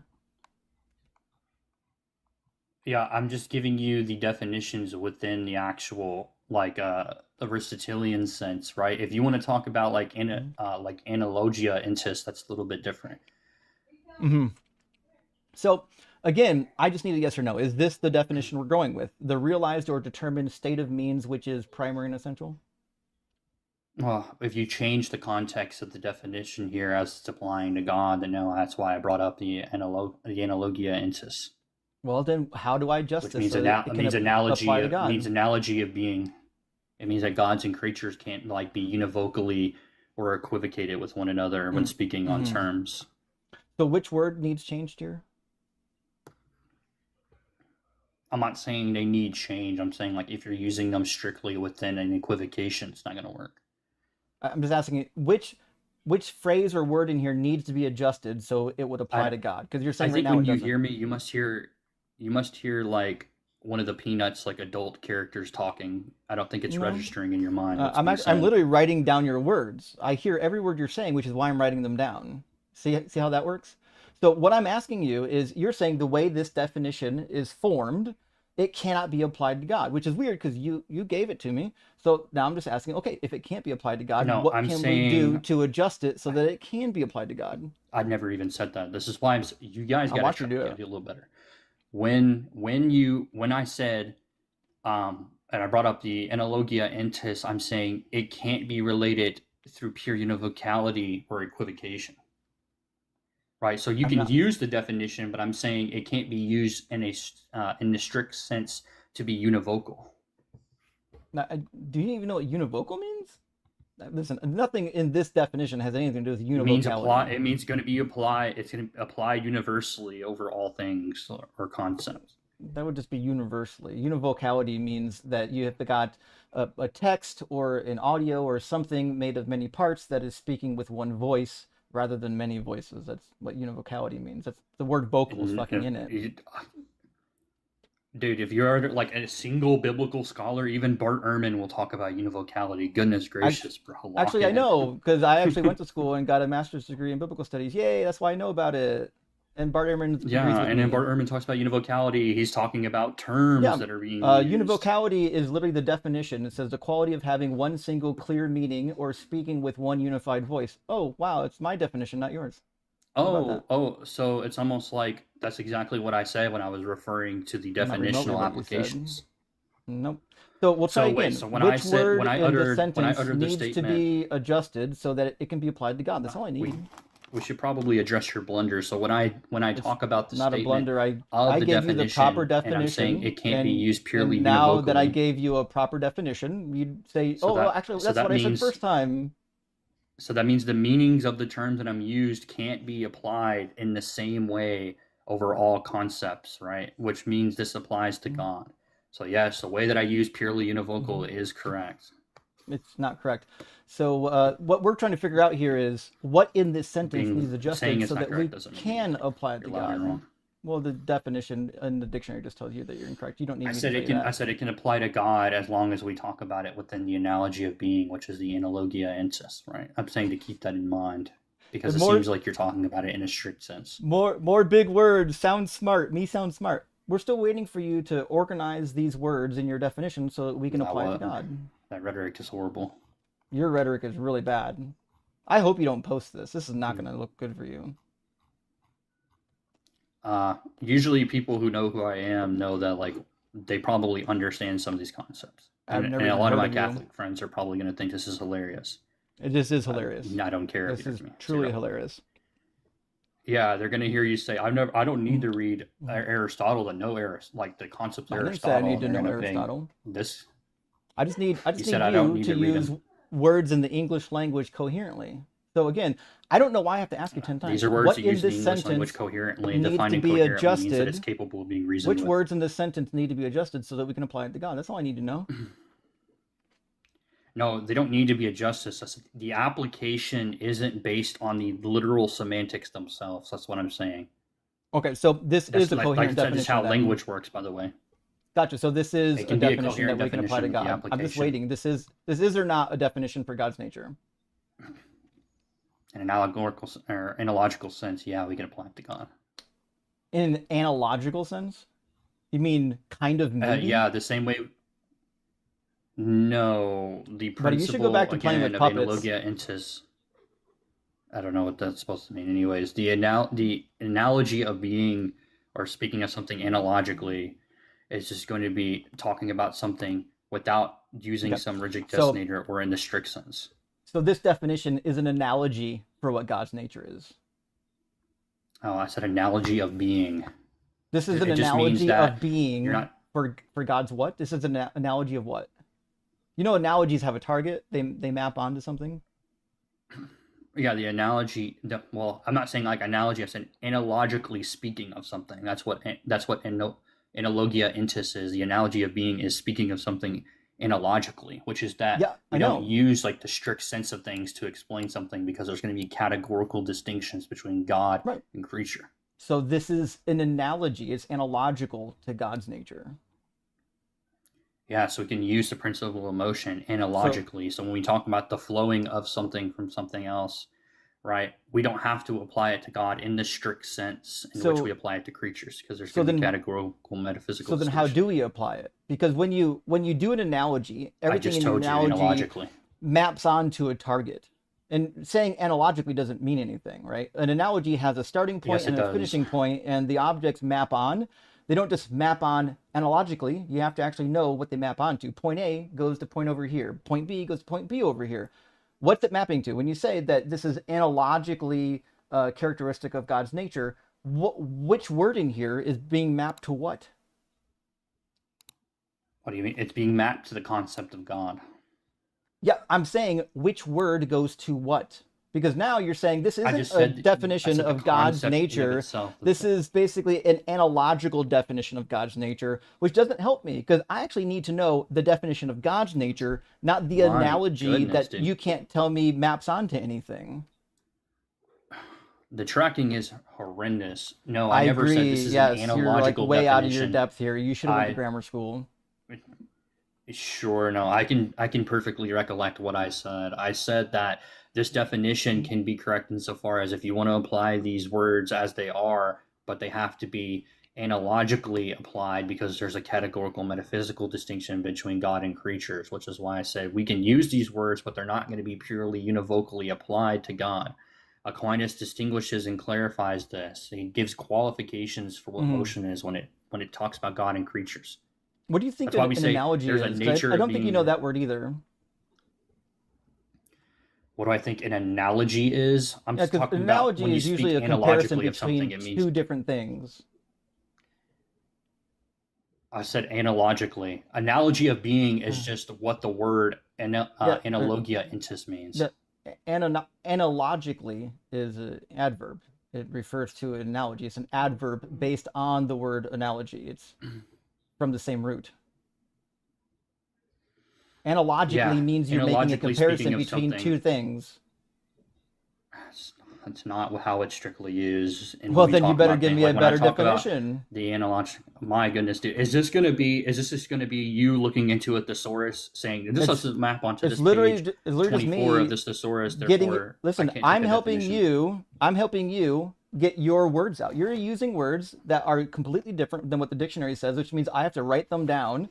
Because if they're different from the dictionary, none of us knows what the fuck you're talking about. So what's your definition of analogically now? My goodness, dude. This is your When are we brain going to get to the on substance? Aristotle. This is the substance. Um, this The is your substance brain of on when you philosophy actually is read fucking books throughout the day. semantics.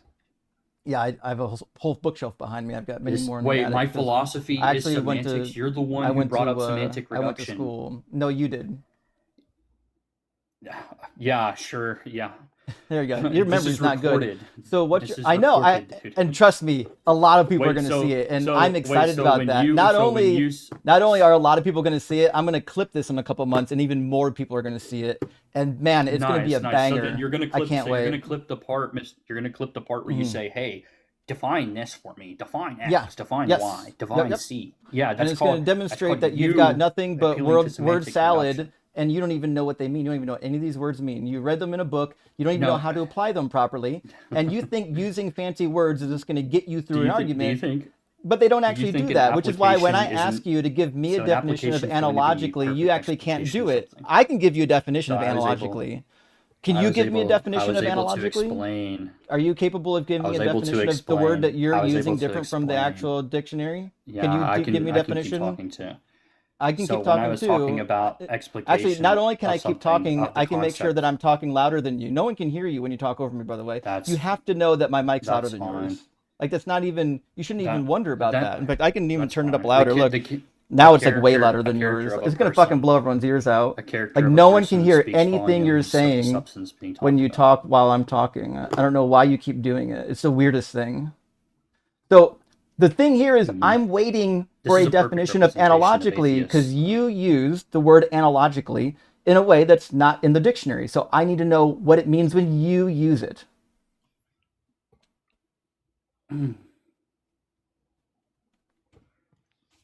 Are we doing more semantic reductions, or I'm just waiting for a definition.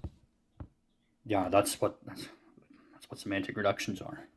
I'm waiting Genius. for a Now, when you definition. keep asking me for a definition of something, Well, that's why I keep asking a you, is semantic this going to be reduction isn't constant? the You same asking thing for as a giving a definition. This isn't definition, conducive. to be sure. Semantic reduction. You're just reducing the words that I use in some way by No, asking I'm me, can you just define waiting that? for a You're definition. reducing the semantics to a specific meaning, and then I you're going just to need to ask know about the what words you within the mean when you say definition. analogically. And then That's you're all I going to need to ask know. about the words in that That's all I definition. need to know is what you mean by I analogically. explained what I talked about analogically. I You literally actually explained didn't. what So I actually then you should be able, explained what good. Then you've got experience. You analogia should be able to do it intus again. is. So give me the definition. Yeah, when I was explaining the principle of analogia into the analogy of being, it just means that you can use terms that aren't purely univocal or equivocal to something, right? So when we talk about like being, goodness, wisdom, and power, we're just saying that like those can't be used in the same categorical sense as we apply to God as we do creatures. Sure. That's So what your that that's what that definition means. of analogically are terms that are not univocal or Oh equivocal. my days, dude. All I'm asking you is for your definition. That's all I need. I tell you what, I'm because like you're struggling with basic words. I'm just gonna. Here's what we need to do. I feel like maybe the problem is you're flustered because I'm talking while you're talking, and you're confusing your words. So what I'll do, I'm gonna give you a straight minute. Just take 5 seconds to think. Don't just rush to speak. Take 10 seconds to think and give me one coherent definition of nature. I'll write it down and we can fucking move forward. Dude, I gave you the Everest. Oh, oh no, he fell away. He's off the screen now. Well, that's what happens when you waste your time on junk degrees, friends. You don't know how to use words. So, what are you going to do? It was fun, at least. I'll say that uh, for one of us. So, you know. Uh, Friends, thank you for being here. I've got some super chats to read, and then I'm going to get the next guest in here. That was fun. I usually don't enjoy a word salad, but I do like to troll people who think word salad is meaningful. How's 70? Good to see you, friend. Says Phil Bros. Agreeing to use words as most people use them would be a huge breakthrough. Wouldn't it be great if they were just like, hey, these words, like the way they're defined in everyday conversation, typically mean X, Y, and Z. So how about we just agree that we would use them to mean X, Y, and Z? That would be a really easy thing to. Or if those aren't the words that you're interested in using, you know what? Use a different word. That wouldn't be hard. Just use a word that actually expresses what you do mean. That'd be fun. Randy Wilson, my friend, thank you for being here. Thank you for the super chat. If I take LSD, I am totally sure I will understand the whatness guy. Listen, I don't even think the whatness guy understands. And the funny thing is, all of this was going to reduce down to one of two things. He has a definition of God's nature, which either disagrees with something he believes about God, or it's going to wrap around and mean exactly what the dictionary says. In fact, you can look it up in the Catholic dictionary too. Hold on. Catholic dictionary definition of nature. Let's see. Nature is the essence of being, considered as the inner principle of its specific operation and activities. It answers what a thing is and how it acts. Those are called properties and characteristics. That's what I said. It describes the properties and characteristics of a thing, how it acts and how it behaves, which is funny because God doesn't act and he doesn't have behavior and he doesn't have properties according to Catholics. The contradictions are pretty wild. William Rogers. Hey, good to see you, buddy. Hope you're doing well. Question: do female Philbros exist? They do, and I very rarely see them, but I have seen them. I will say this: usually, not always, but usually they're more pleasant. That's just been my experience. Ontological shock. Thank you for the super chat, friend. Says, like grammar is rooted to language, it seems morality must be rooted to beings that can experience joy, pain, and interact with each other. If no God, that's still true. Hence, no God needed to ground it. It's an interesting point. Well, I think it depends on what you mean by morality. Like, obviously, I believe in subjective morals. I don't really think there's a good reason to believe in objective morals, but I'm not a Platonist. If somebody could convince me of Platonism, I might be on that board. I might be a moral realist. Base Ashira says, my arguments only work if you ignore definitions. I know, isn't that wild? All you need to do is ask them, what the fuck do you think that word means? And they fall apart. They have no idea what any of these words mean. They read it in a book and they just regurgitate them.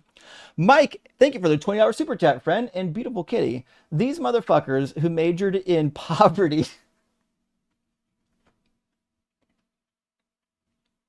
These motherfuckers who majored in poverty think they're so goddamn smart. Where was their intellect when choosing a degree? I don't think they have any friends to peddle this bullshit to, and that's why they call it true. No one's listening to shit at the dinner table, that's for sure. Nobody at Thanksgiving dinner is like, tell me more about Aristotelian metaphysics.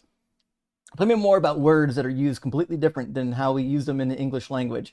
Quantum Answer, thank you for the super chat, says Aristotle meant by nature that unlike non-living things that change only through external forces, natural things have inner drive to change, develop, move, or fulfill something which non-living, non-natural beings don't have. The guest could have said that. That's actually coherent, by the way. That's a perfectly coherent sentence. Shishi says, Justin, can you explain 1 John 4:8? Was it anyone who sins or anyone who makes it a practice to sin? In the original language, different translations say different things. 1 John 4:8 is right after the woman in the well, but I don't remember the exact quote. Give me a second. Oh, 1 John, I'm sorry. John 4 is the woman at the well. 1 John 4:8 is going to be different. Sorry. 1 John 4:8. Let's see. Whoever does not love does not know God, for God is love. Interesting. And your question is, did you mean 4:8? It says, because you said anyone who sins or who makes it a practice. I think you're in the right verse area. Is it 3:8? Give me a second. Everyone who commits sin is of the devil, for the devil has been sinning from the beginning. The Son of God was revealed for this purpose, to destroy the works of the devil. I think you mean 1 John 3:8, where it says anyone who sins. I think, is that what you're referring to? I assume that's what you're referring to.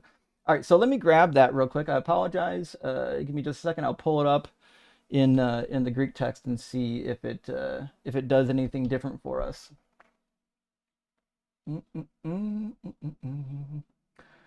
right, 1 John 3:8. Let's see what we've got going on here. So the word we got here for sin is going to be, amartein.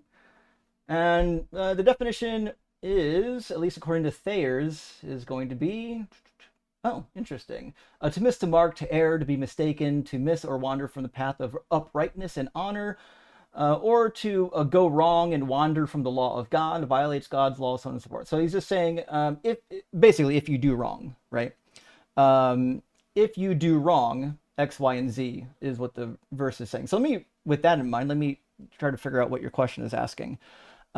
Justin, can you explain 1 John 4:8 or 3:8? Was it anyone who sins or who makes it a practice to sin in the original language?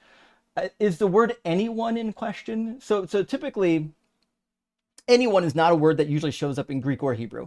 Typically, they'll use one who, like not the one or anyone. We translate it as anyone. So it just says one who or one practices, so on and so forth. So in the Greek, it's actually just like a definite article on the verb practicing, right? So poien.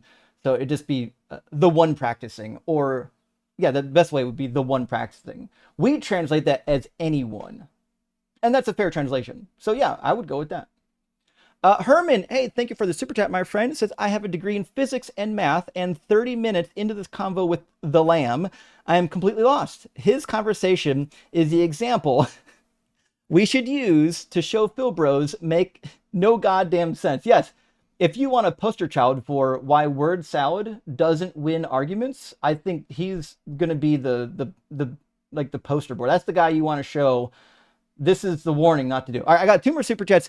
Bender, my friend, thank you for the super chat. Hey, Justin, I saw the Genesis commentary by Klaus Westermann on your shelf behind you. Is that still a good in-depth study, or is there something better you can recommend? Well, first of all, Kenneth Matthews, he's conservative. He's more conservative than I would like, but he's got a great 2-part commentary on Genesis. That's good. It's really well accepted. That's part of the new American commentary set. The 3-volume series by Klaus Westermann, honestly, is still it's one of the best. It just is one of the best. Now, John Walton writes a lot on Genesis. Listen, if it was me, I would get John Walton's work on Genesis as well. There's no reason not to have it. But between Kenneth Matthews, John Walton, and Klaus Westermann, you got a lot of material to go through. My favorite is still Klaus Westermann. The problem is, these commentaries were finished a long time ago, and we've got some new information and data since then. So it would do good to read something updated like Kenneth Matthews. And there are more scholars. My Hebrew Old Testament scholar wrote a bit on. He did a lot of work in the Torah. But so Like if you get the Zondervan Illustrated Bible background, you'll find Genesis is done by John Walton there. It's a really good volume. So I would just look for those three for now. Do Klaus Westerman, Kenneth Matthews, and John Walton. There's a lot of other good commentaries out there, but honestly, that's a lot of material to get through. If you get through that material, coming back, we'll talk about some alternatives.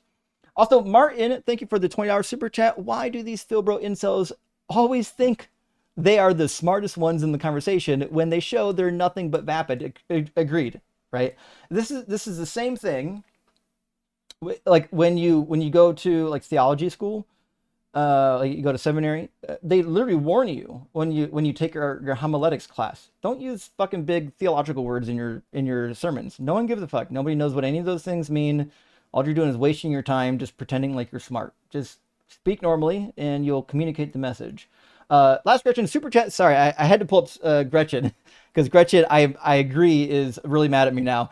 Jay, this Fildo lamb is just jargon maxing. Oh fuck, that's exactly what he's doing. He's jargon maxing. I should have used that. I'm sad that I didn't, but now I know. You should compare his BS to the original Greek. I bet Aristotle wasn't this long-winded. This is so painful. Yeah, it's true. It's very painful, actually. But you're right.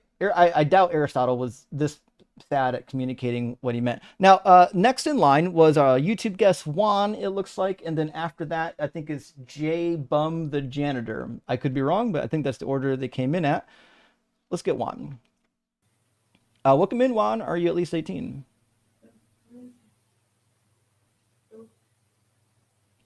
Juan.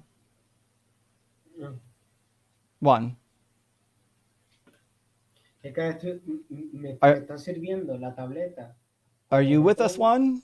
entonces solo toca poner aquí esto Juan.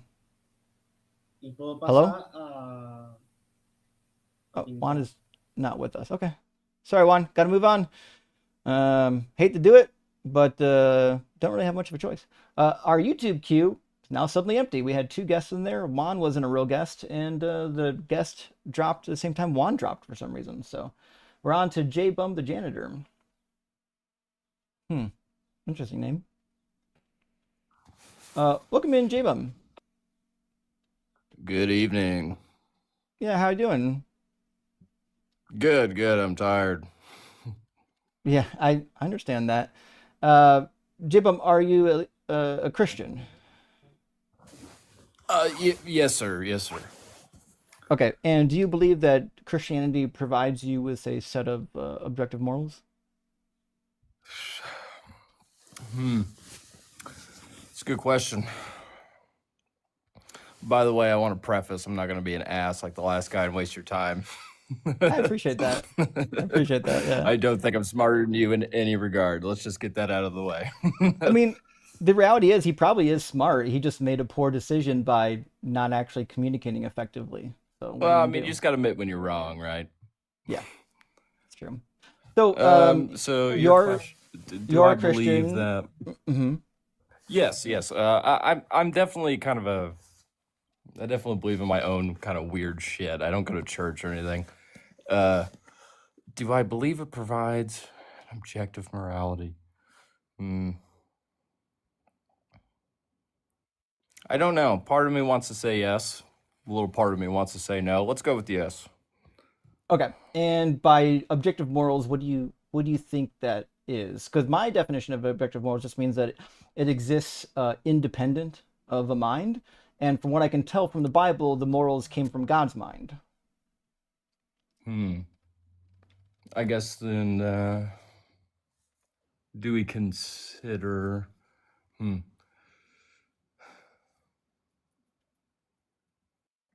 I guess that kind of depends on what regard you hold God, right? Sure. Can If he you is elaborate? I mean, let's say God is perfect, right? Or he is the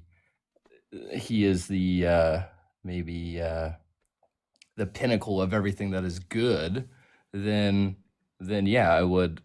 Well, I don't know. I'm getting myself tripped up here. Take your time.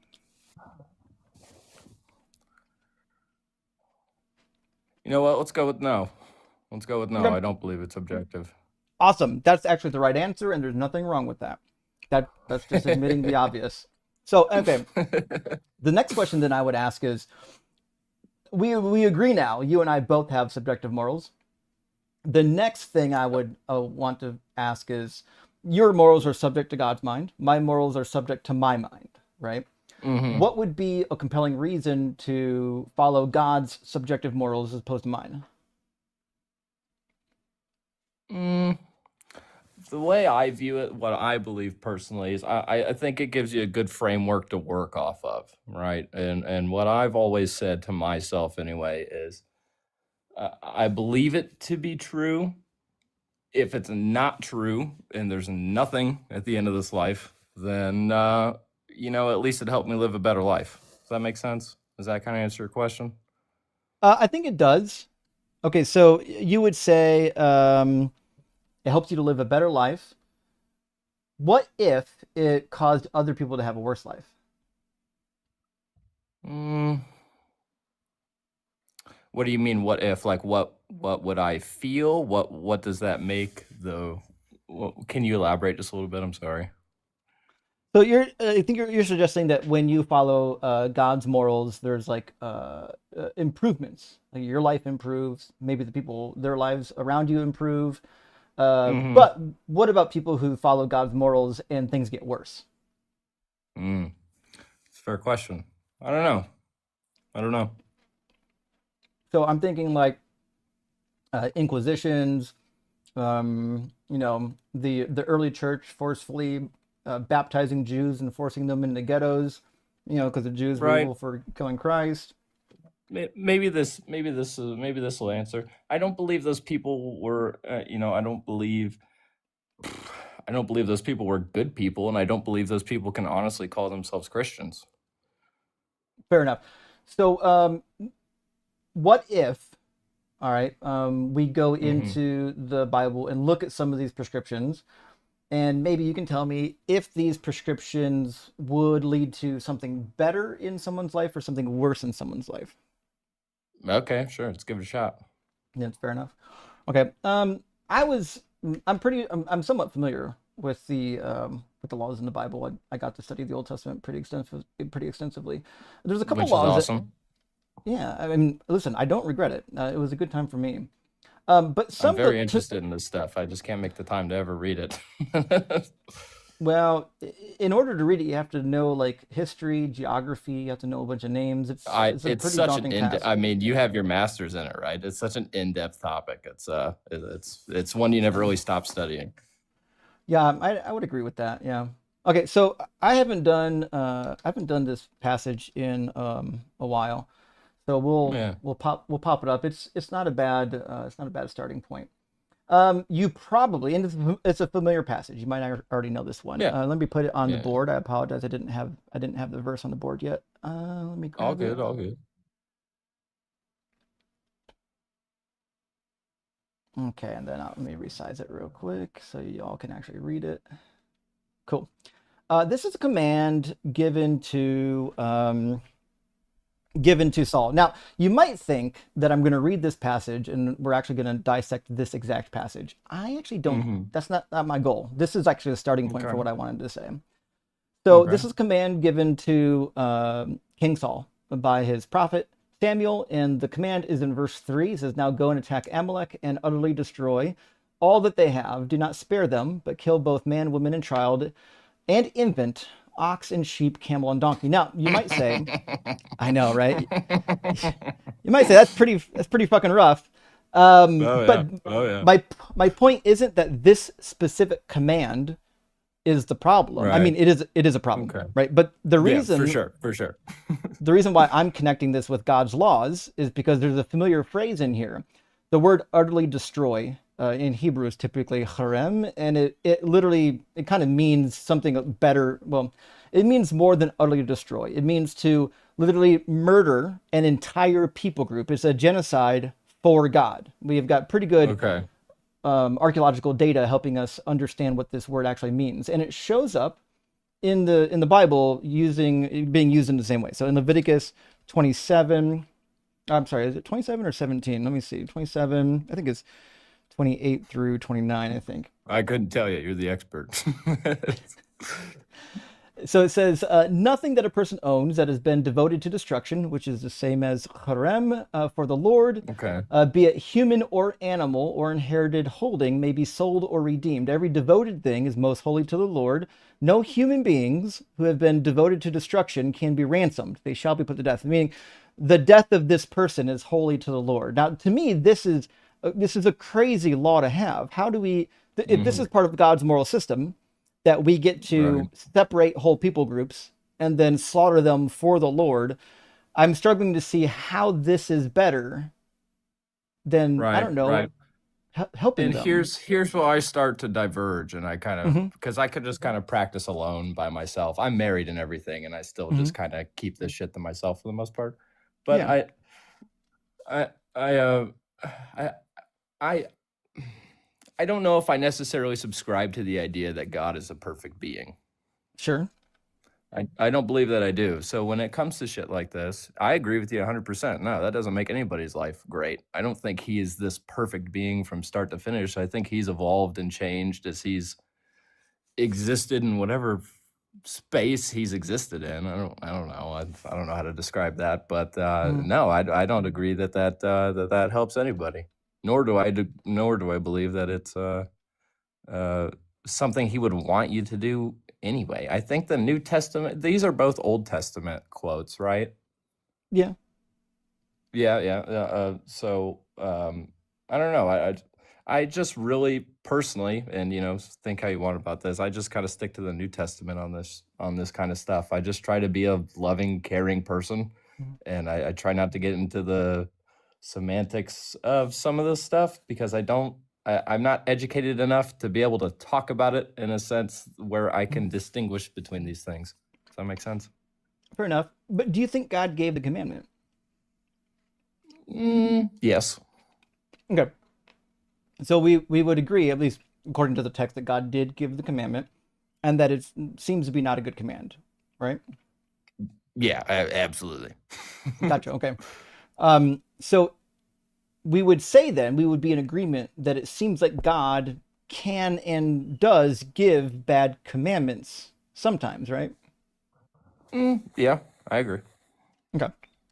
So that leads me to the question, which I was gonna ask the last guest, and he got into word salad. If God can give you some commands that are good and some commands that are not good, how do we determine which ones are good and not good?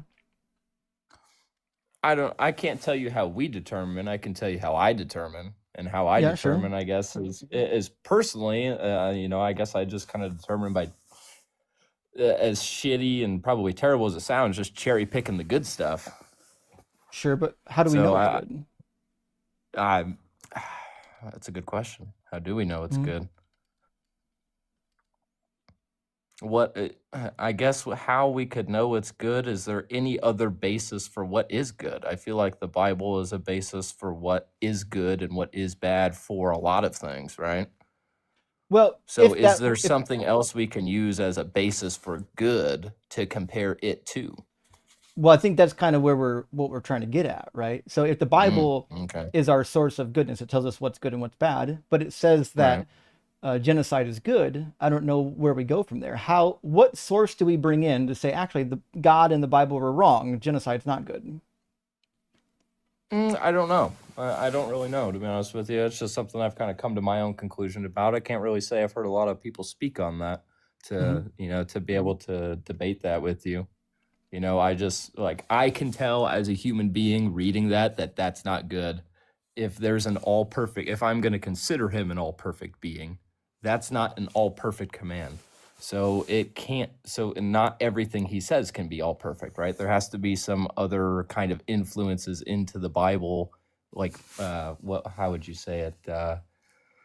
There has to be some things in the Bible that aren't supposed to be there, if that makes sense. That's probably not the best way to say it, but things in the Sure. Bible that you're not supposed to listen to. How do we distinguish that?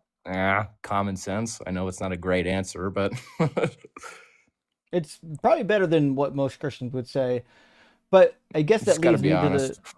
yeah, it leads me to the next question, which would be like, how is it that a perfect being, if God is perfect, gives Hmm. imperfect instructions?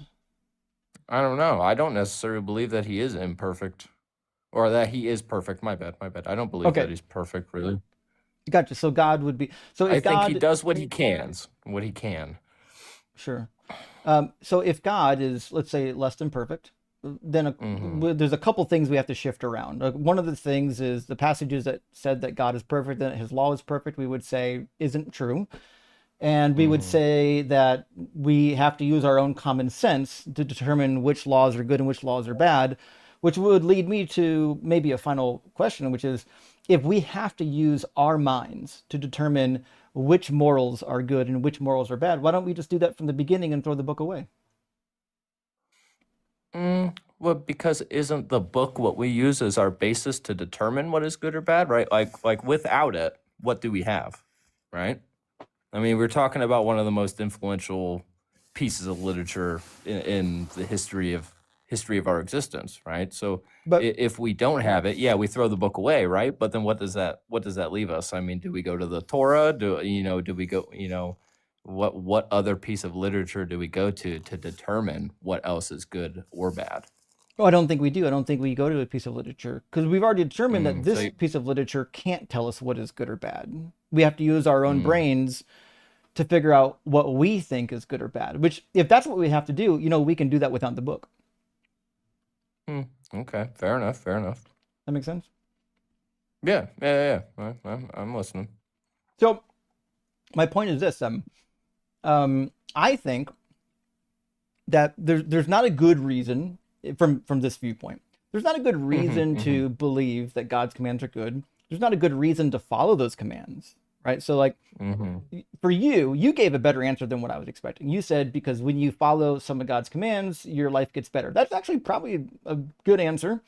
Most people would Right. say because God will punish me if I don't. That's the wrong Right. answer.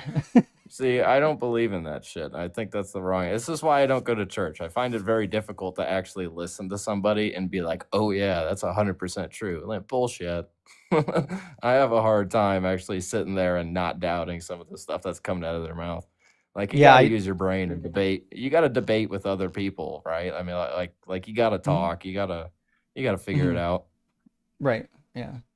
So that's actually the point with this particular prompt, which is this is one of the rare occasions where like I think the guest and myself might actually agree, which is pretty interesting. All right, sweet, sweet. So we might actually be in the same position. Christians, because the main goal of my prompt is to demonstrate that Christians and non-Christians actually, when you boil down to the root of the topic, we're still on the same footing when it comes to morals. We're still both using our own intellects to figure out what Right. morality is and what morality isn't, which means Hmm. Christians can't declare that we don't have any morals because it sounds like we have all the same morals. Like we're still left with our own Right. brains, right? Yeah, and I'm never in the business of telling anybody what the hell to believe in anyway, you know? Mm, You yeah. figure it out. We can have a good civil conversation, but who am I Mhm. to tell you anything? Yeah. Especially you with Listen, your master's degree over there. I can't tell you nothing. it's an honest disposition to have, and there's a lot of people in the comments right now that are clapping for you. But with that, I don't know if we have anything to argue about, so I'll have to move on to the next. But that was a really cool conversation. It's not too often that we get a believer in here that will think about a proposition honestly and to say, "Oh yeah, now that you mention it that way." And that honestly, this is how I became a non-Christian, was just talking to others who disagreed with me and saying, "Oh yeah, that's actually a pretty good point. Let me go on and think Right. about that." Yeah, I just personally, and this is hard to like quantify to you, but I believe I've had my own like personal experiences, which Hmm. are anecdotal and there's nothing I can really give to you to prove that, right? And Right. so it's, something I don't necessarily bring up to anybody. But because of that, and I do a lot of like meditation and like meditative prayer as well. It's a very personal thing for me. I'm definitely Hmm. not like most other Christians. It's a very personal journey for me. It's hard to kind Yeah. of quantify and kind of explain. So but no, I Okay. agree with some of the stuff you're saying. I appreciate the conversation and the time. It's been good talking Yeah. to you. Thanks for coming up, J Bomb. Huge W for having a cordial conversation. We appreciate it, and hope you do well. Yeah, thanks. You too, man. Cheers. That's the kind of Christian I'd hang out with. Fuck. Cool. Friends, we got Steve-O waiting in the YouTube box. We'll get Steve-O in here next. For some reason, the TikTok stream is really low today. It's kind of a weird day on TikTok. Our YouTube streams seem to be banging like usual, but not a ton of guests. So if you want to get into the conversation, we're going for another 2 hours. So you want to get in now. Don't wait for the last 30 minutes to get into the guest box, or we're not be able to get to you. Now's a great time to get into the guest box while there's still space in it. Carnage, thank you for the super chat. And look, remember for 6 months, hell yeah. This may well be the most photosynthetic caller you've ever had. Yeah, the last caller is for sure the most photosynthetic. 100%. Classic fucking callback. That was amazing. And PDAX says, you don't even know what Aristotelian metaphysics are. I really don't. I mean, I know what metaphysics is, and I know who Aristotle is. I've actually read a little bit of Aristotle back when I was in college. I found it to be ridiculous to me. I started reading Aristotle because they had arguments for Aristotle and Plato for like the divine, and I thought this would be really interesting to see what philosophy has to say about it. And I got like, I don't know, a couple of days into Aristotle and Plato, I was like, these guys are goofs. This is just word games. Cam, thank you for the super chat. Says it is hard to confuse everyone with special words when everything is written down. I know, isn't that the case? Listen, fucking write down definitions that the Phil Bros give you. It cooks them every time. They have no fucking idea what the words mean. The minute a Catholic tells me anything comes from God's nature, I'm like, well, what the fuck how can God's nature is a set of properties? How does something come from a set of properties? You have to pick something other than nature. What is it? Starry Night says, thank you for your live. I learned so much. Rock hard for Doug. Fuck yeah, Starry Night. Appreciate it. Super hard for Doug. And Dr. Pizza says, receptive aphasia, language processing problem, brain injury, is a sign of damage from a stroke. Remember to act quickly and know the signs so you aren't reduced to being a Phil Bro. Look up FAST. Fucking A. That's... Dr. Pizza, but that is cold. And I love it. Texas Panhandler, thank you for the super chat. We hit 4 months of officially dating earlier. Oh, fuck. It's been 4 months. This month. So we'll be at near 5 when I get there again. Got trips planned through every year now. Praise Doug for his matchmaking skills. True.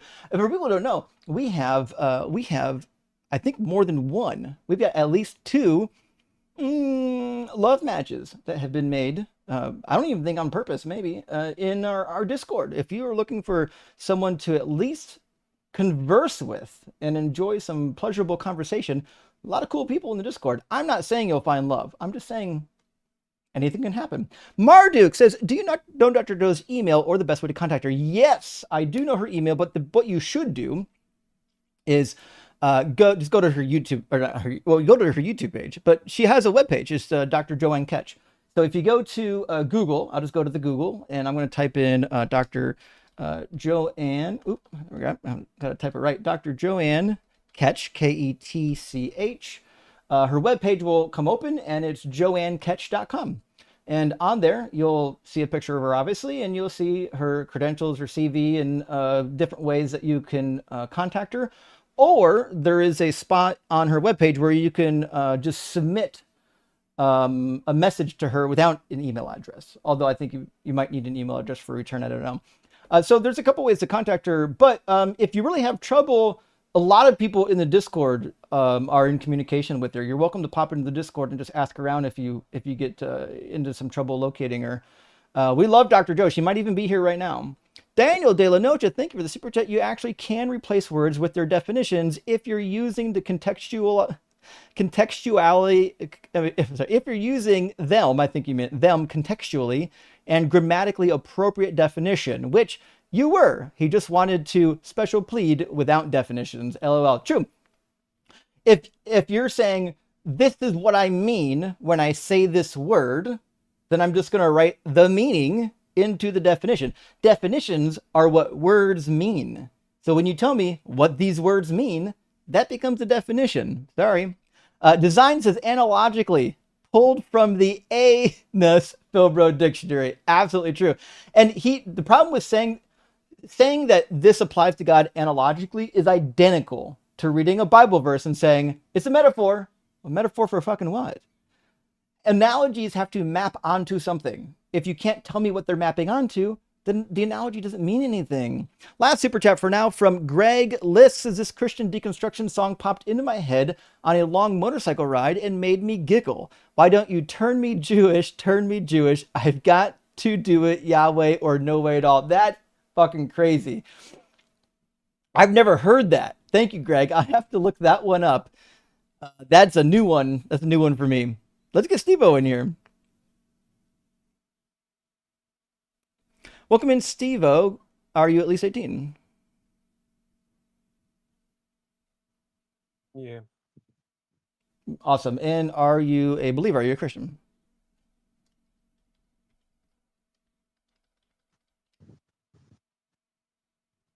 Steve-O? Yeah. Well, sorry, my screen froze. Are you calling me right now? Yeah, you're on screen right now, bud. Oh, okay. Yeah, I was listening earlier and I had to cut out and I came back again. Listened to the part about the nature part. I wasn't sure what was going on there, but I called in because of the fact that it said Christians have no morals. And I thought, Right. okay, so you meant like a question mark after that. Exactly. And so the last thing I just saw on the screen was you had the scripture up there about the wiping out the Amalekites. Is that right? Yeah, we read 1 Samuel 15:3 as well as Leviticus 27:28. And I guess we can also include the flood as well, because all will be the same. So you have a problem with that in that you said, or the caller said that it was an imperfect God, and that because he's an imperfect God, he's doing these things. Was that the gist of it? Well, that was his position.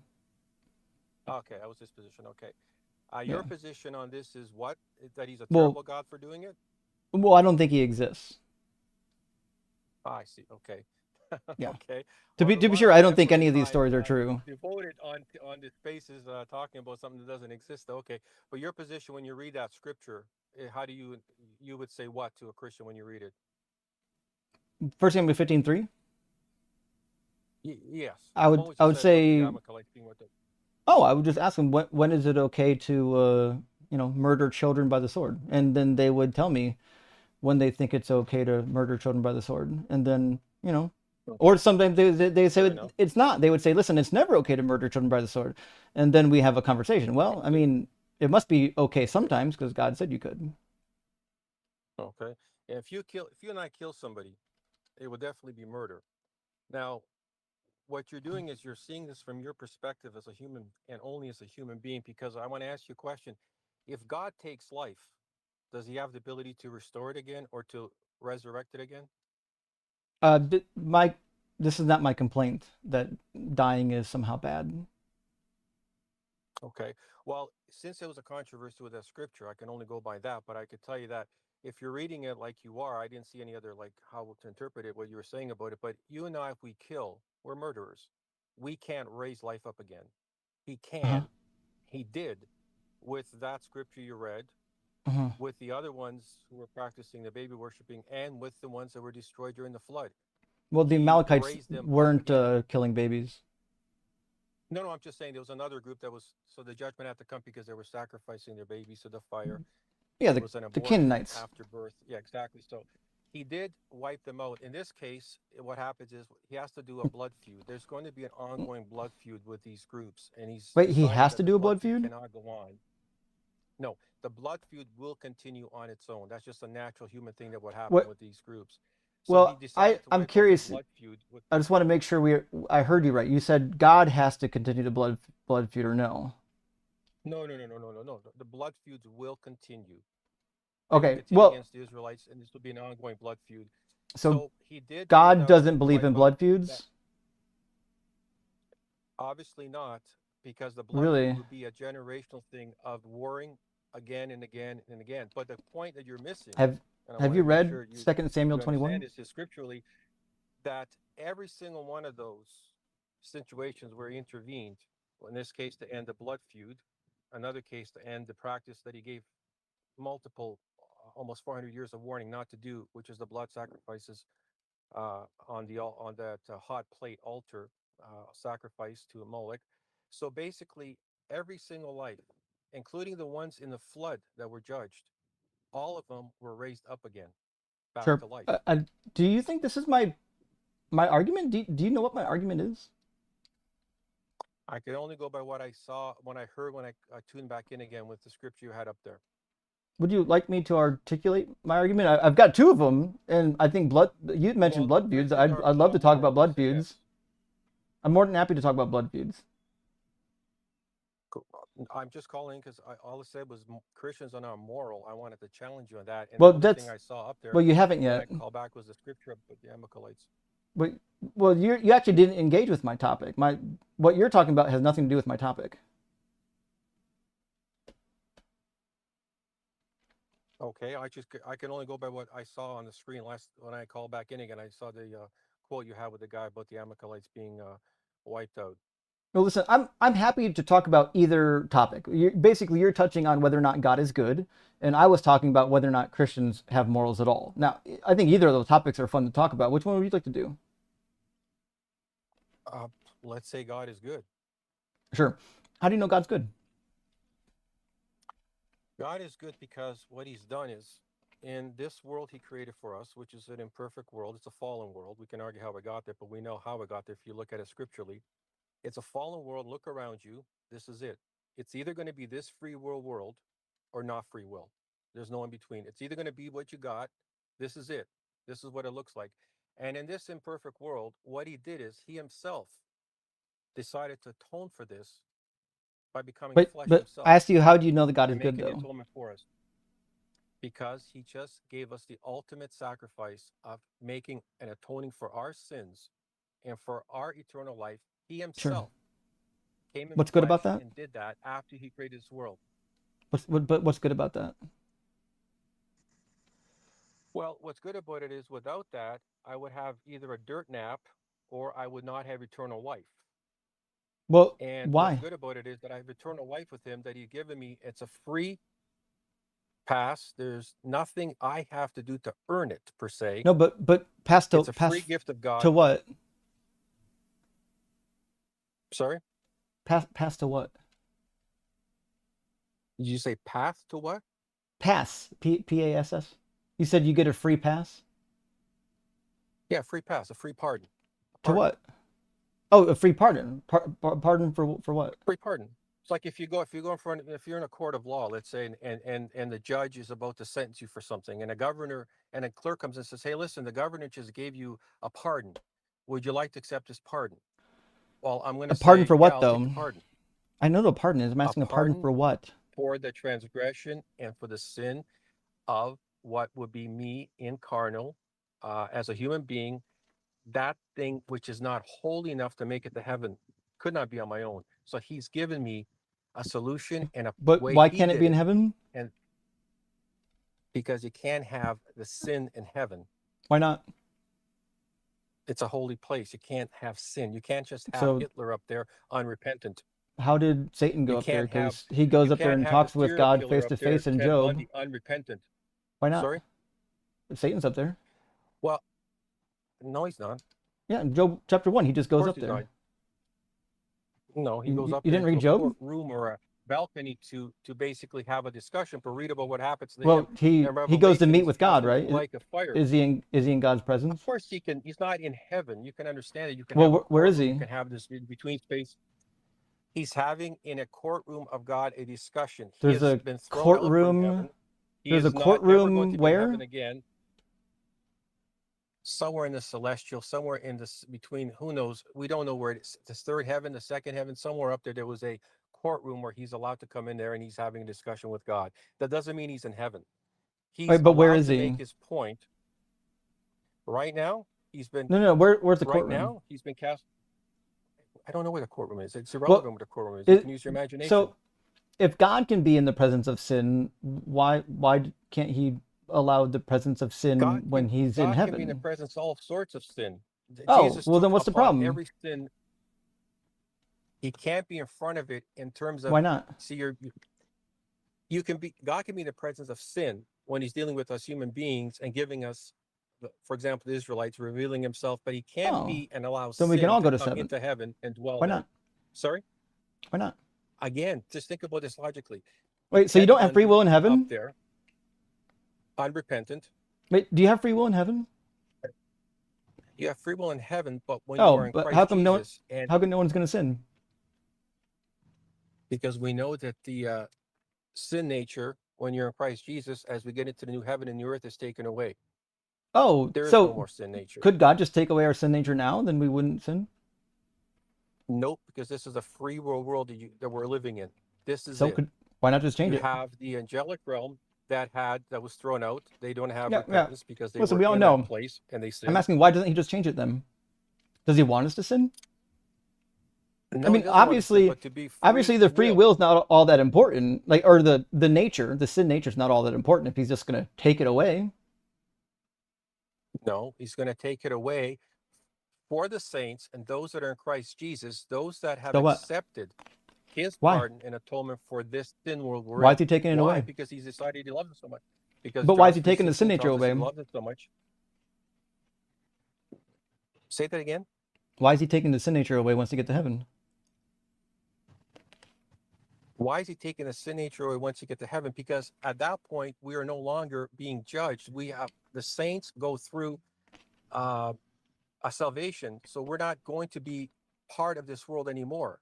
We're not going to be having a free, how would I put it? Our sin nature is taken away and it's disposed of. And Christ Jesus is who made that possible. Okay, so God gave us a sin nature, which means we're going to sin no matter what, right? He didn't give us a sin nature. He gave Where'd it us come a from? choice in the garden. Well, This is the tree of life. you said Do he's going to not take it go away. here. How This did he? is How does he take it away? But he didn't create it. because he gave us the tree in Where'd the it come Garden of from? Eden, and he said, "It's Listen, I obedience." You're not I already asking know the obedience. story, He Steve-O. I just said, need an answer. Where did it come from? I'm just telling you, there was the garden, there was a Storytellers, tree. They said, do they never not go learn. here, because if you do, Steve, I just need a that's location disobedience. or a person or a place. Where does it come from? Where does this sin nature come from? Because it didn't exist eternally, did it? Apparently, it existed in the free will of the angelic realm. Yeah. So what you're suggesting is that the sin nature is eternal as God is eternal. Nope. I'm suggesting that in heaven, free will creatures made an unbelievable thing where 1/3 of them actually rebelled and tried to do a coup. I And they were know. I'm cast asking about the down. sin nature. I don't know why you keep talking about things that Okay. aren't relevant to the topic. I'm asking if the sin nature once did not exist, which is obviously the point, and then it came into existence. When did it come into existence? The sin nature came into existence with disobedience. Ah, okay. So when Adam and Eve disobeyed, sin Yes. nature popped into existence. Correct. What was the mechanism that caused that to happen? Disobedience and not following God's word and his instructions, not listening to him or trusting him. Right. So there was a mechanism in place that once Adam and Eve Yes. sinned, the sin nature would poof into existence. There wasn't a mechanism in place. There was an act that caused it. And that act was disobedience to God. Well, And I know it's about the basically act. a prerequisite. Right. I'm asking how. How does an act cause a nature to exist? Because disobedience, when we disobey God's word and instructions, when we disobey his laws, obviously and logically, you can deduce what's going to happen. So he gave them a perfect situation, a perfect world. Now, remember, also, he knew one thing ahead of time. He knew ahead of time. See, the thing is, before he created the world, he already knew this would happen. So that's why Christ was the Word in flesh with him already. Hey, Steve. So it's not listen, a mystery. Steve, just pause for a second. Pause. Steve, you're a nice guy. I can tell you're a nice guy. So I'm trying to level with you. All of us know the story. We know it inside and out. You don't have to tell us the story. We just need answers to easy questions, okay? Sure. Okay, so my question is, what caused, what was the determining factor, right? When Adam and Eve sinned, why did the sin nature appear? Could it have been different? Now you're talking hyperboles and just uber examples of how, like, I'm not sure what you mean. Could it be different? It was very easy to understand why it popped in. We read the word, it's disobedience. Every time we have disobedience to God, there's going to be problems. If I follow God's instructions in His word, I'm not going to have those problems. If I don't, I will have them. Even with But His, even with the forgiveness or repentance, you're still going to suffer consequences if I don't follow His word and I commit things like sin, like David suffered greatly with his family and what he had to go through for his adultery. There was repentance well, for that, but he still his suffered wives his had to consequences suffer. for that. He didn't suffer shit. He But suffered. my He no, he suffered. didn't. He His did. wives He. his wives Would were you the like one to? that got sexually No, assaulted. They were the ones that no, suffered. no. Well, Yeah. no. He suffered in the sense that he almost he wouldn't eat for What's the days. He was what's the despondent. punishment for adultery? In Deuteronomy 22, what's the punishment for Uh, adultery? stoning, I believe it is. Did he get stoned? Is it stoning? Yeah. No, I think it only Oh, applies so he didn't get punished, non did he? non-kings. No, he didn't, and neither did the woman No, that it Jesus applies to Israelites. very wisely spared. Okay, Sorry. so to be clear, his Yeah, son that should. died. Yeah. His son died Yes. as a consequence, and then his 10 concubines got raped. Those were the consequences that God set in place, which means David didn't actually do the suffering. The baby and the wives did the suffering. No.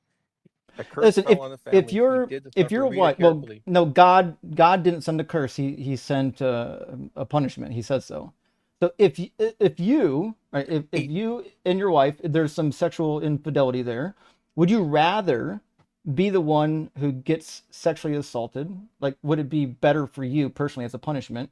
Let's say you're the one that committed the crime. You're the one that was, stepping out. Would it be better and more just for you to get sexually assaulted rather than your wife for the things that you did? well, now you're talking about an example that wouldn't apply to me What? because it was Why wouldn't it? David specifically, because we're not in the Old Testament anymore and we're not dealing I'm with, not. we're I'm in the not New asking Covenant about. now. I'm not asking But about the laws. I'm asking about what justice is. Is it just to punish the people who didn't commit the crime? honestly speaking, that thing about David, just a second over here. I forgot now what verse that was. It's 2 Samuel Uh, 12, okay. verse like 7 Okay. through 14, Yes. Just a something like second that. over here. Let me just find over here. Yes. Yep. Yep. Okay. He did not receive the death penalty for adultery. Instead, the prophet Nathan announced God's specific judgment. Yes. So this prophet announced a specific judgment, and therefore, I can read your verse. let's just see over here. Just a second over here. Trying to pull it up over here. Hmm.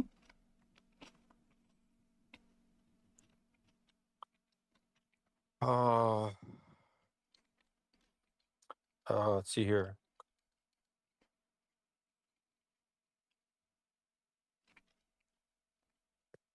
Okay, why did he spare his life? God spared David's life. Why did he spare his life from the death penalty?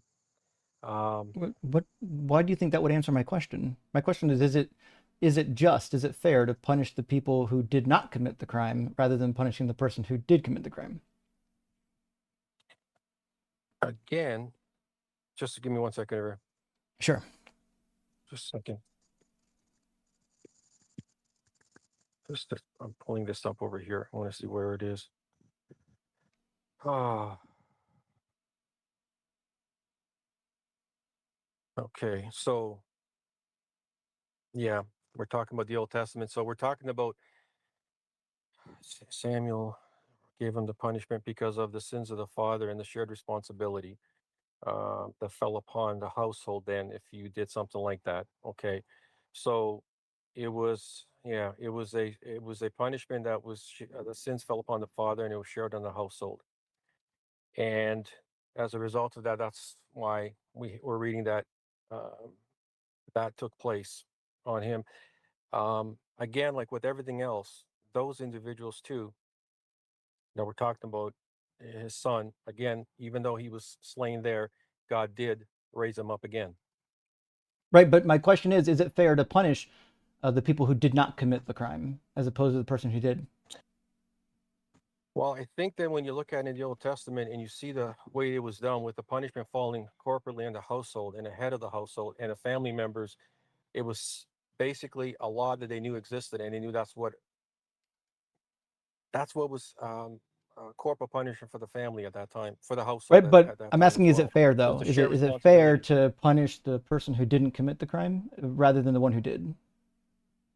Well, it's fair to punish if the law was that the household will be punished, and the head of the household knew would be responsible for that in this case. Then in God's handing down of this law, it would be corporately fair for the household. Yes, but again, Didn't God say that the the one who sins will die for their own sins in Ezekiel and also in Jeremiah?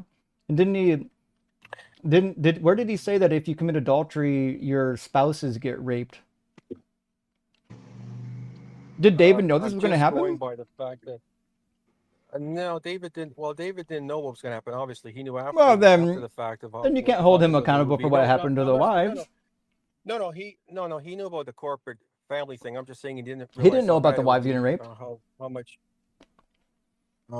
No, no. Hold on a second over here. I just said because it was a shared responsibility corporately for the household, and the head of the household would bear the responsibility as well, but it would go down to the family. So he knew that. But I'm just saying at the time he did it, and his lust took over. Obviously, he didn't know that.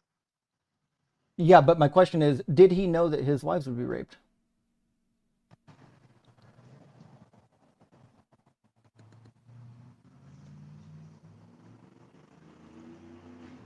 Steve-O?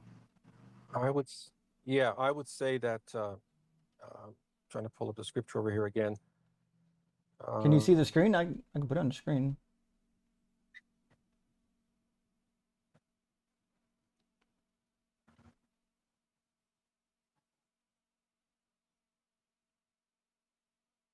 If you're yeah, on a there. smartphone, you Okay. should be able to see the live stream. Yeah, yeah. No, I'm not on that. I'm jumping around from Hmm. screen to screen over here. Hmm. Right. So I don't know which verse you're trying to find. I can put it on the screen for you, but where's the verse that would indicate that David knew his wives were going to be raped if he committed adultery?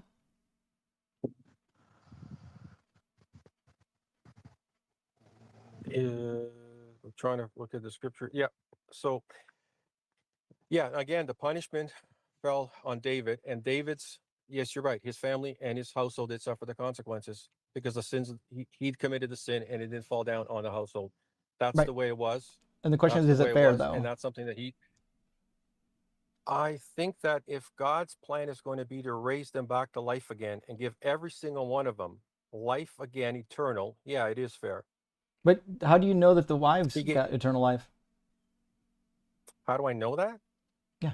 Because I read in Second Peter the accounting of when Jesus said it is finished on the cross. He first descended into the lowest parts, resurrected all those people, including all from the Old Testament, But including those who were disobedient in the it times of didn't Noah, say he and resurrected all of preached them. It the says he gospel preached to to them. them so that those who He would believe would be preached the saved. gospel to them. But they didn't all get saved. It didn't Exactly. say Even that. those that were disobedient in the times of Noah. So every single It person in the Old it didn't Testament say that they were all had the saved. gospel preached to them. They didn't all get saved though. He he preached them, including those that were even disobedient in the times of Yeah, Noah. but Obviously, that's that would include preaching. That everybody doesn't that was mean they all got disobedient. saved. He preached the gospel and led Where? captivity captive. So let me ask you a Yeah. question. If he's preaching to you saying, "Hi, would you like to join me in heaven over here now?" Because what is the good Mm-hmm. news of the gospel? Here's the good news of the gospel: believe Mm-hmm. on me and have eternal life. Believe on me Mm-hmm. now and spend eternity with me. If you Mm-hmm. want to turn that down, I think that's on you. I don't know how you could do that.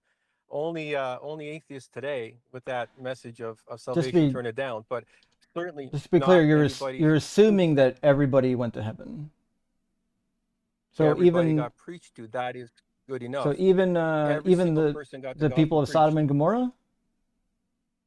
It says everybody, including those that were disobedient in times of Noah. That would include Well, everybody. he Obviously, if you're preached to them. It doesn't disobedient in say that times they of all got Noah, saved. what more do you want than preaching? Isn't that fair? If he preaches to you the good news of Preaching the is not gospel the and you same as reject it, is that saving. on him or on you? It doesn't matter who it's on. It just No. means If that it, it doesn't say that they oh all got no, saved. of You're course, saying that they all if got he saved, and it doesn't preached the say good that. news of the gospel to he preached the good news of the gospel to me in my life. I accepted it. If I Sure. decided to turn it down, is that God's fault or my fault? We're not talking about S- faults. We're talking about Steve, basic grammar. The Steve, well, question is, did all the dead in the past get raised to life? It doesn't say that. every single one of them got preached. You can clearly see that. It says, I'm including aware they those that got were preached disobedient in to. the That time of doesn't Noah. mean they Exactly. got saved.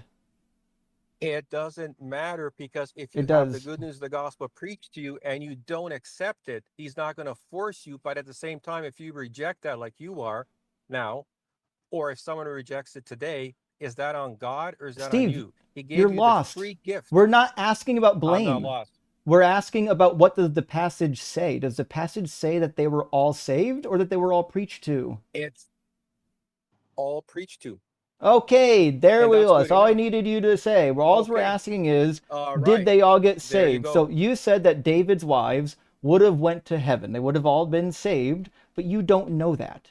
You don't know which one of I those can't women imagine. would have been in Okay, so heaven then, okay, so let's put it this way: everybody's resurrected, and everybody's given the chance of life eternal and the good news of the gospel preached to them. If you after they die. reject that, you would have to be an atheist Wait, after they die? today. No, after they die. After they die, of course. We just read that. So you think Yes, after we just people read that. That's die, they're going to be resurrected and given another chance to repent? no, no, no, no, no, no, no. In the Old Testament, we're talking about the Old Testament. They all slept. It was a dirt nap. Christ Jesus I know. is the one who made the dirt Well, nap kind of. It go depends away. on So which we're book you're talking about the reading. Old Testament now. Yeah, Sorry? I know. I'm aware. It depends on what book you're reading. We're Not all talking of them about, believe the same thing. we're Some talking, people believe that Sheol was a place where souls resided and actually did stuff. Like in Ezekiel 28, it says that the Rephaim or the shades are waiting for your arrival in Sheol, right? Meaning there are it's like spirits of dead kings down there.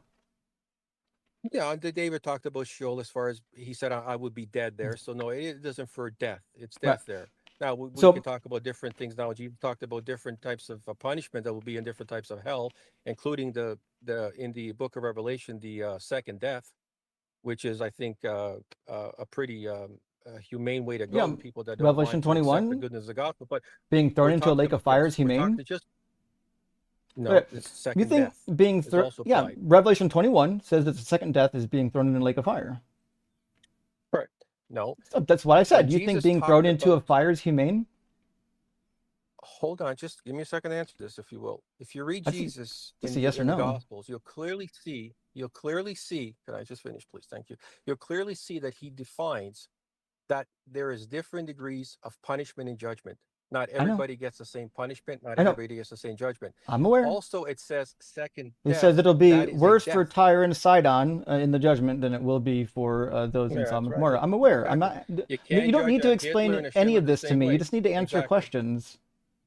Correct. So What every is it? time you go The into second explaining the death. Bible, you're just explaining stuff that we already know. Like I do this all day, every day. I know all these verses. So what I need to know is I'm still trying to figure out David's wife situation. We don't know that all of them went to heaven, do we? We know that everybody was preached to. You can't get better than But that. do we know if all of them went to heaven? Well, no, but they were given the There you opportunity go. to So accept that. So what that means is So here's my here. you can't So say here you that go, the Steve. But raping of the wives was here's justified because they're going to be in heaven. You don't know if they're going to be in heaven. okay. They were all resurrected, and the good news, the gospel is preached to them. So here you go, Steve. Here's five. Okay. Here's So just a basket full of gold. so Do you want to just to be accept it? clear, No, I don't. you think it's okay to be raped That's not in this me. life, to be brutally raped in this life, as long as you get into heaven. No, no, we're talking about the For a Old crime that you Testament, didn't and commit. the judgment fell. The judgment fell on the household. It's as simple as that. It fell Just on to the be clear, household, you and think it's family members, justified including. for a person to be sexually assaulted for a crime they didn't commit, as long as they get to go to heaven? I'm saying that in the greater picture and scheme of things, what God did is He had a I'm, restoration buddy, plan for every I single just one need of a those yes or people. no. Every Yes or single no. one of them. Is it acceptable for someone to get sexually assaulted? Is it okay as long as they get to go to heaven after? It's acceptable in the sense that just like the Amalekites were wiped out to end that blood feud, So it God still is. had a plan in place. Every single one of them would have the gospel preached to them. Okay, so Now, so they would suffering have doesn't eternal matter in life. this world because you can get heaven. Suffering doesn't matter in this world. There's going to be Oh, suffering in this world. That's so unavoidable. but does it matter? Well, it depends what you mean by the suffering matter. We're all going to suffer. We all suffer. I mean, Suffer is unavoidable. but does it matter? Like, if you're saying, listen, it doesn't actually matter if these women got sexually assaulted, they went to heaven after. So does it matter or not? Well, the greatest thing that matters is the fact that they had the gospel preached to them. And now, in eternity, every single one of those people in the Old Testament, being disobedient, being whatever, being even the ones that were wiped out by the blood feud or by the judgments, every single one of them had the opportunity to be with the Lord forever Cool. in heaven. So he had So a then purpose you and a would plan agree to with my apply the gospel. statement that it is justified to have somebody sexually assaulted as long as they go to heaven. That's what you mean to say. No, I'm not saying that it's. I'm Well, just when saying is that it okay? that's just the nature When of is what life was like back then. when is it The not okay household to sexually suffered. assault somebody? Well, it's not going to be okay to sexually assault somebody. Um, if what are we talking about now? If I sexually assault somebody, I'm going to be paying a penalty for it, obviously, and a price. So they go to heaven. Who cares? So do you. So when No, is no, it no, bad? When no, is no. it I not don't. good? No, no. I need. To, no, I don't. I don't go to. I don't go to heaven if I sexually assault somebody not Yeah, you a do. repentant sinner. No, I don't go to heaven. Well, I'm going to be no, judged. no one I'm said not going to anything go to about heaven. repentance. No one said anything about repentance. The only unforgivable sin is blasphemy of the Holy Spirit. So we're square there. If you sexually assault somebody, you Yeah, can go to that's heaven. misunderstood as well too. Oh, It's misunderstood a lot too. it's That's certainly not. So the question is it okay to have somebody S8 as long as they go to heaven? Or is it still bad? it's a terrible situation, but it's brought upon David, and David is responsible for it. He's the one Why? who transgressed. It's on him. So why didn't he get raped? Why? Well, he didn't get raped, but he suffered a consequence. But the Do, household do you judgment think came on it's him, and do you he think bore it's responsibility worse? for it. Do you think it's worse to know he wasn't even there to witness it, by the way? He didn't even know it was happening when it happened? Do you think it's worse to know that your 10 concubines got sexually assaulted, or worse to actually get brutally sexually assaulted? Uh, Again, we're going into the Old Testament over here, But and my we're question talking is, about a which time. one which one's more severe? Being assaulted or knowing somebody was assaulted? What's worse, knowing someone's assaulted or not knowing they're assaulted? What feels I didn't understand worse? that. What feels worse to a person? Knowing that someone you care about has been assaulted or being assaulted yourself? Which one's worse? I'm not. I'm not sure. They're both bad, but the point is that You're not David, sure? when he did that, his consequences and his household protection was lifted for that time, and he is the one to bear responsibility for that. He did that. Just to be Now I sure, know someone going well, he didn't actually do that, by the way. He had no idea that his wives would be raped. So he didn't do that. God did that. to. No, Could God have of decided a course he different didn't know that. punishment? Could But his God have decided a protection for punishment his that household was only lifted. punished David and not David's wives? Specifically, the king. Yeah, yes, he's No, punished in God. the past. Sure. Okay, so God didn't Oh, have I to do. God didn't have to have the women raped? Well, the punishment came. I mean, we can look at it 15 ways to Sunday, but the punishment came as a result of the protection being lifted from his household for that act that he did. Steve, There was a listen, consequence on his I asked household. you an The whole easy family bore yes or no responsibility back question. then. We just need a yes or no. Repeating the same talking point's never going to be effective. It's just a yes or no.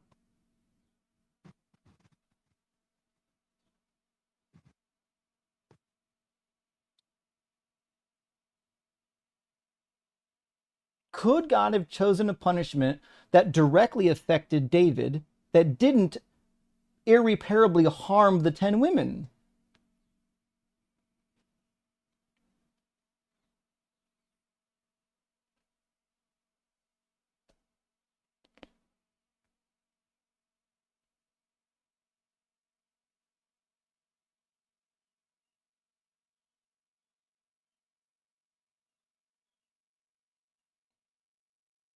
Steve-O?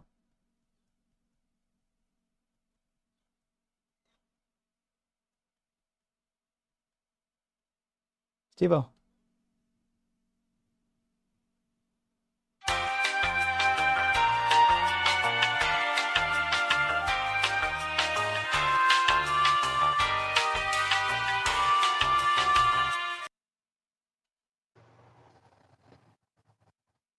Anything?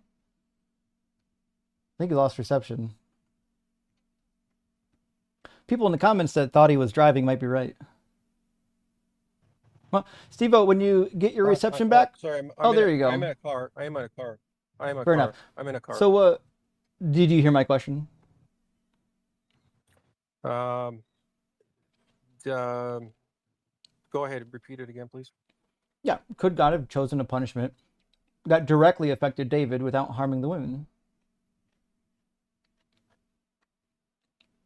Yes, he could have. Oh, gotcha. So the harming of the women was unnecessary. No, I'm saying that the punishment that he decided to mete out was a punishment consistent with what was known, No, what the happened question in the was household. it necessary? Was it necessary?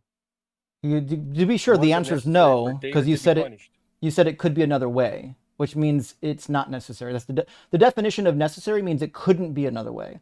You said that it could be another way, which means it was unnecessary to do it this way. That's what that means. No, it's not. I'm not saying. I'm just telling you. I'm not the one who's going to say that God should have done it this way or that way necessarily. I'm just reading what it is. It is what it is.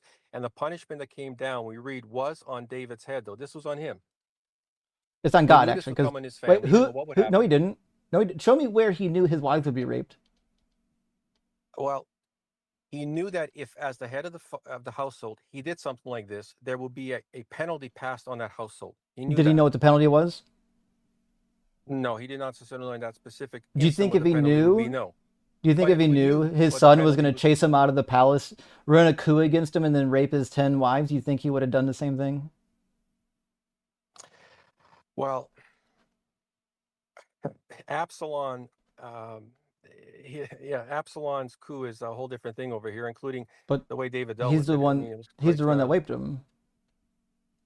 yes, but So Absalom's coup attempt, was a right? punishment that God Absalom's brought coup on. attempt, So the question, Absalom's coup attempt on his. Steve, I think you're losing reception, bud. Okay, no, I can still kind of hear you. Right. So the reality is, as punishment, God decided that he would raise Absalom up as opposition, and then he would have David's wife sexually assaulted. And the question I had was, could he have picked a different punishment? Actually, you got me on this one. I'm not even sure that I don't remember the scripture. Are you saying that Absalom was raised up for the coup as a result of this punishment? Yeah. So God Because says I in don't remember that. 2 Samuel 11, God says, "I will raise up trouble against you from within your own house." That's Absalom. That's the one within his own house That's that Absalom. caused. Yes, you're right. Yeah. Exactly right. So Yep. God says he's doing Making it. the house go into chaos. Right. Exactly. So Making the could house he go have into done something chaos, different? and then the punishment would be. Yes, of course you could have done something different.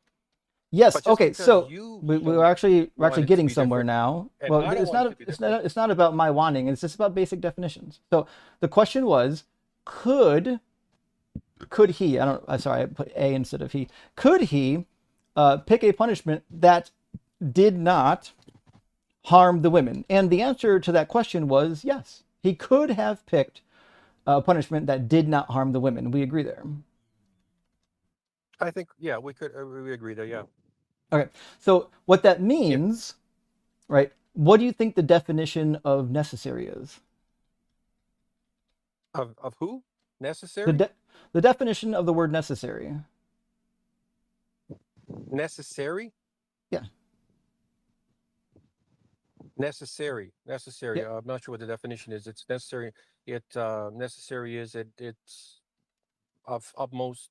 It's I don't know what the necessary is. It means It's fine. it has prominence. It has waiting to happen. I don't know what it means exactly. It means it could not be another way. When something's necessary, it means this is the only way it could be. It's the only way it can happen. It was necessary, right? Okay. Yeah. Now, Okay. if something could have been different, that means it's not necessary, right? If you've got two choices rather than one choice, then it's not necessary for you to pick one specific choice. You have two choices. If you only have one choice and you have to pick, well, then it's necessary to pick that one choice. It's the only one you have, right? Well, not unless you understand how you're going to apply the word necessary into this culture, because corporate responsibility was completely heavy Right, in but that time. Like I'm it talking was about what God's absolute. doing. Now, hold on. The idea that a father sins brought immediate devastating consequences to the entire household was something known. That was the case of what it was.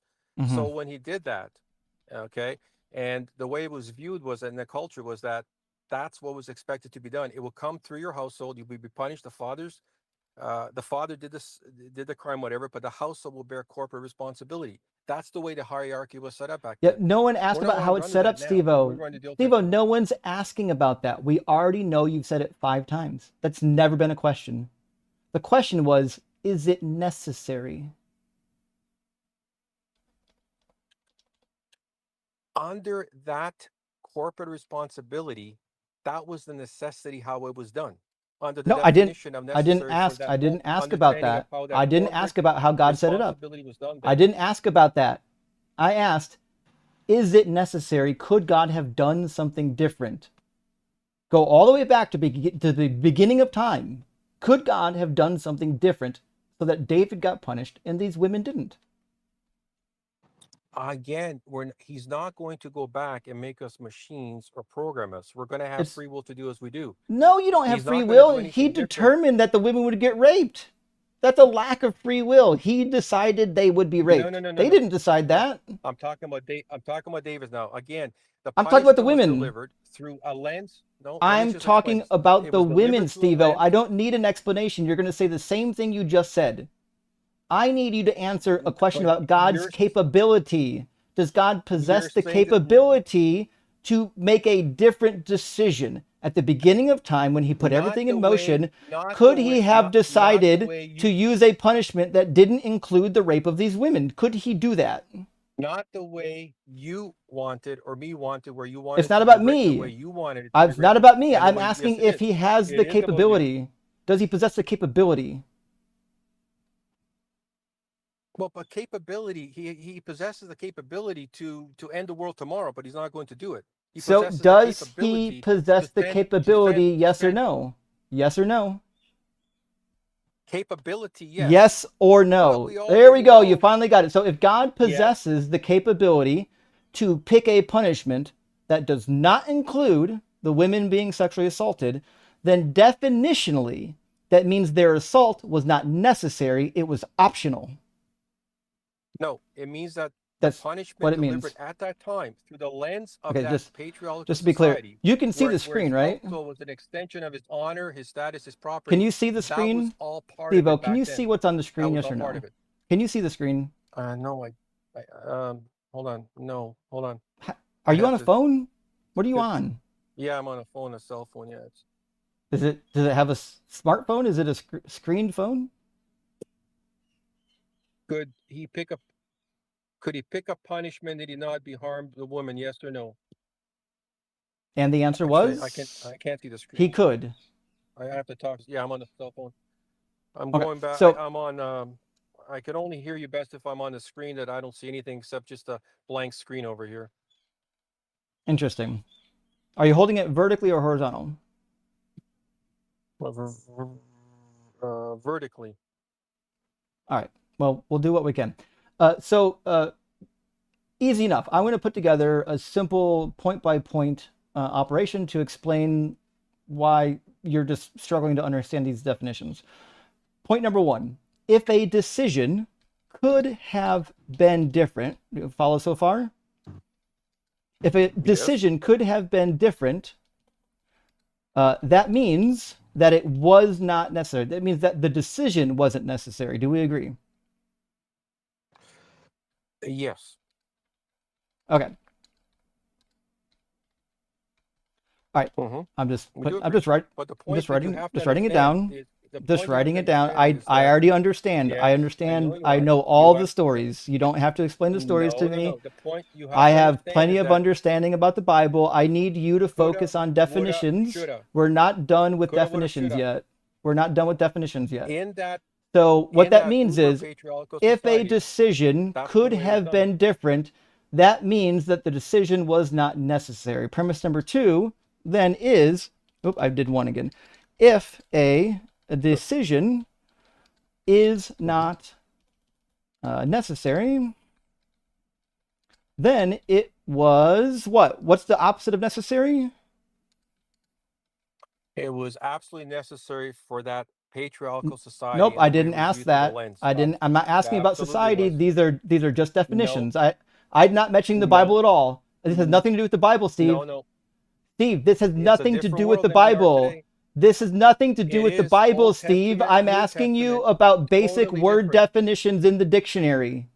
This is simply about what words mean, unrelated to the Bible. These points would be true even if we were talking about the Quran. These are just No, it wouldn't. definitions.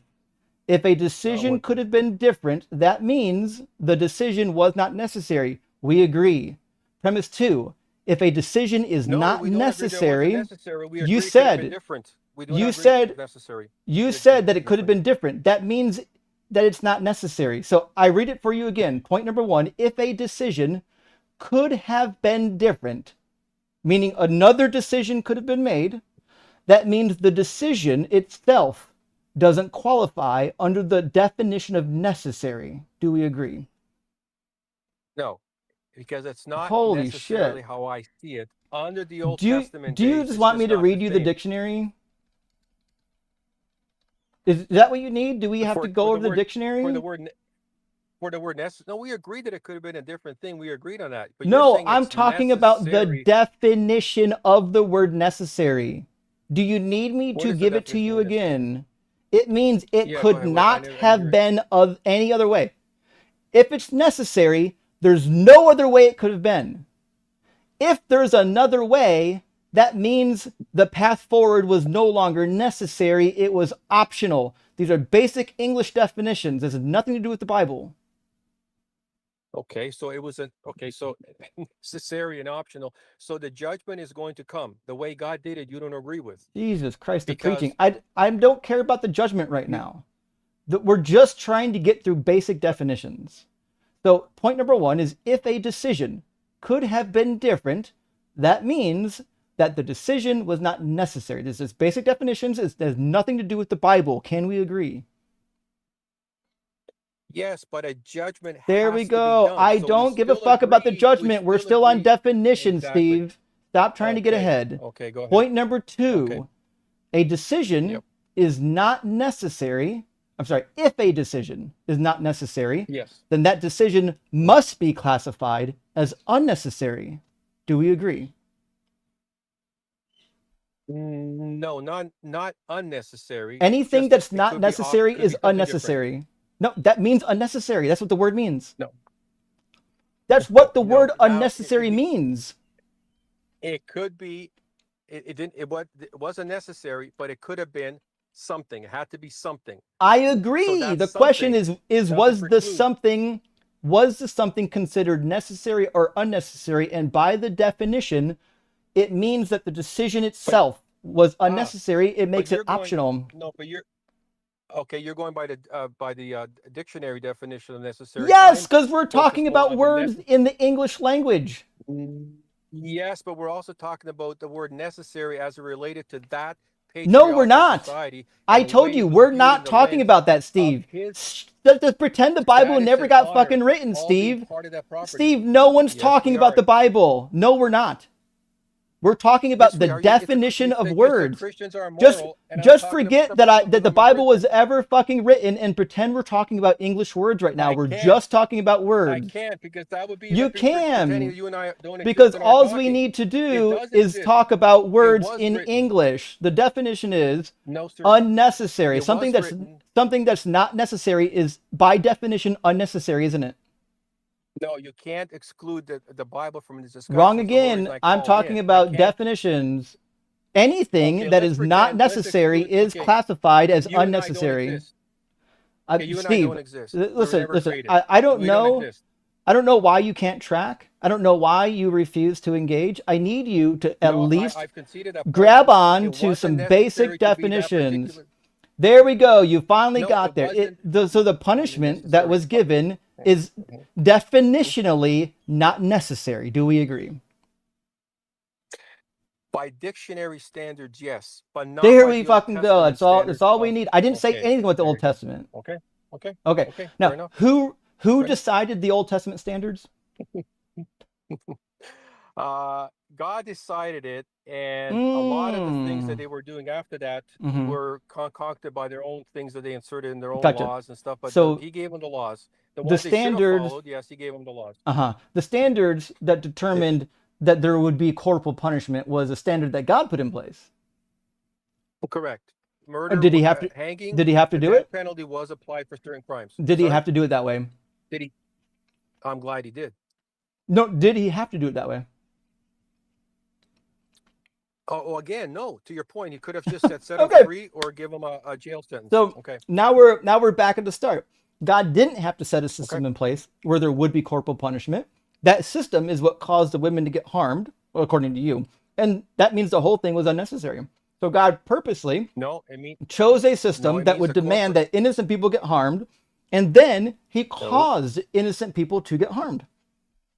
no. You went from being He a did. corporal thing about talking about the death penalty for crimes, then you came back to the That's judgment on David's that's house. capital that's We're not capital talking. punishment, Steve. I didn't say capital punishment, I said corporal.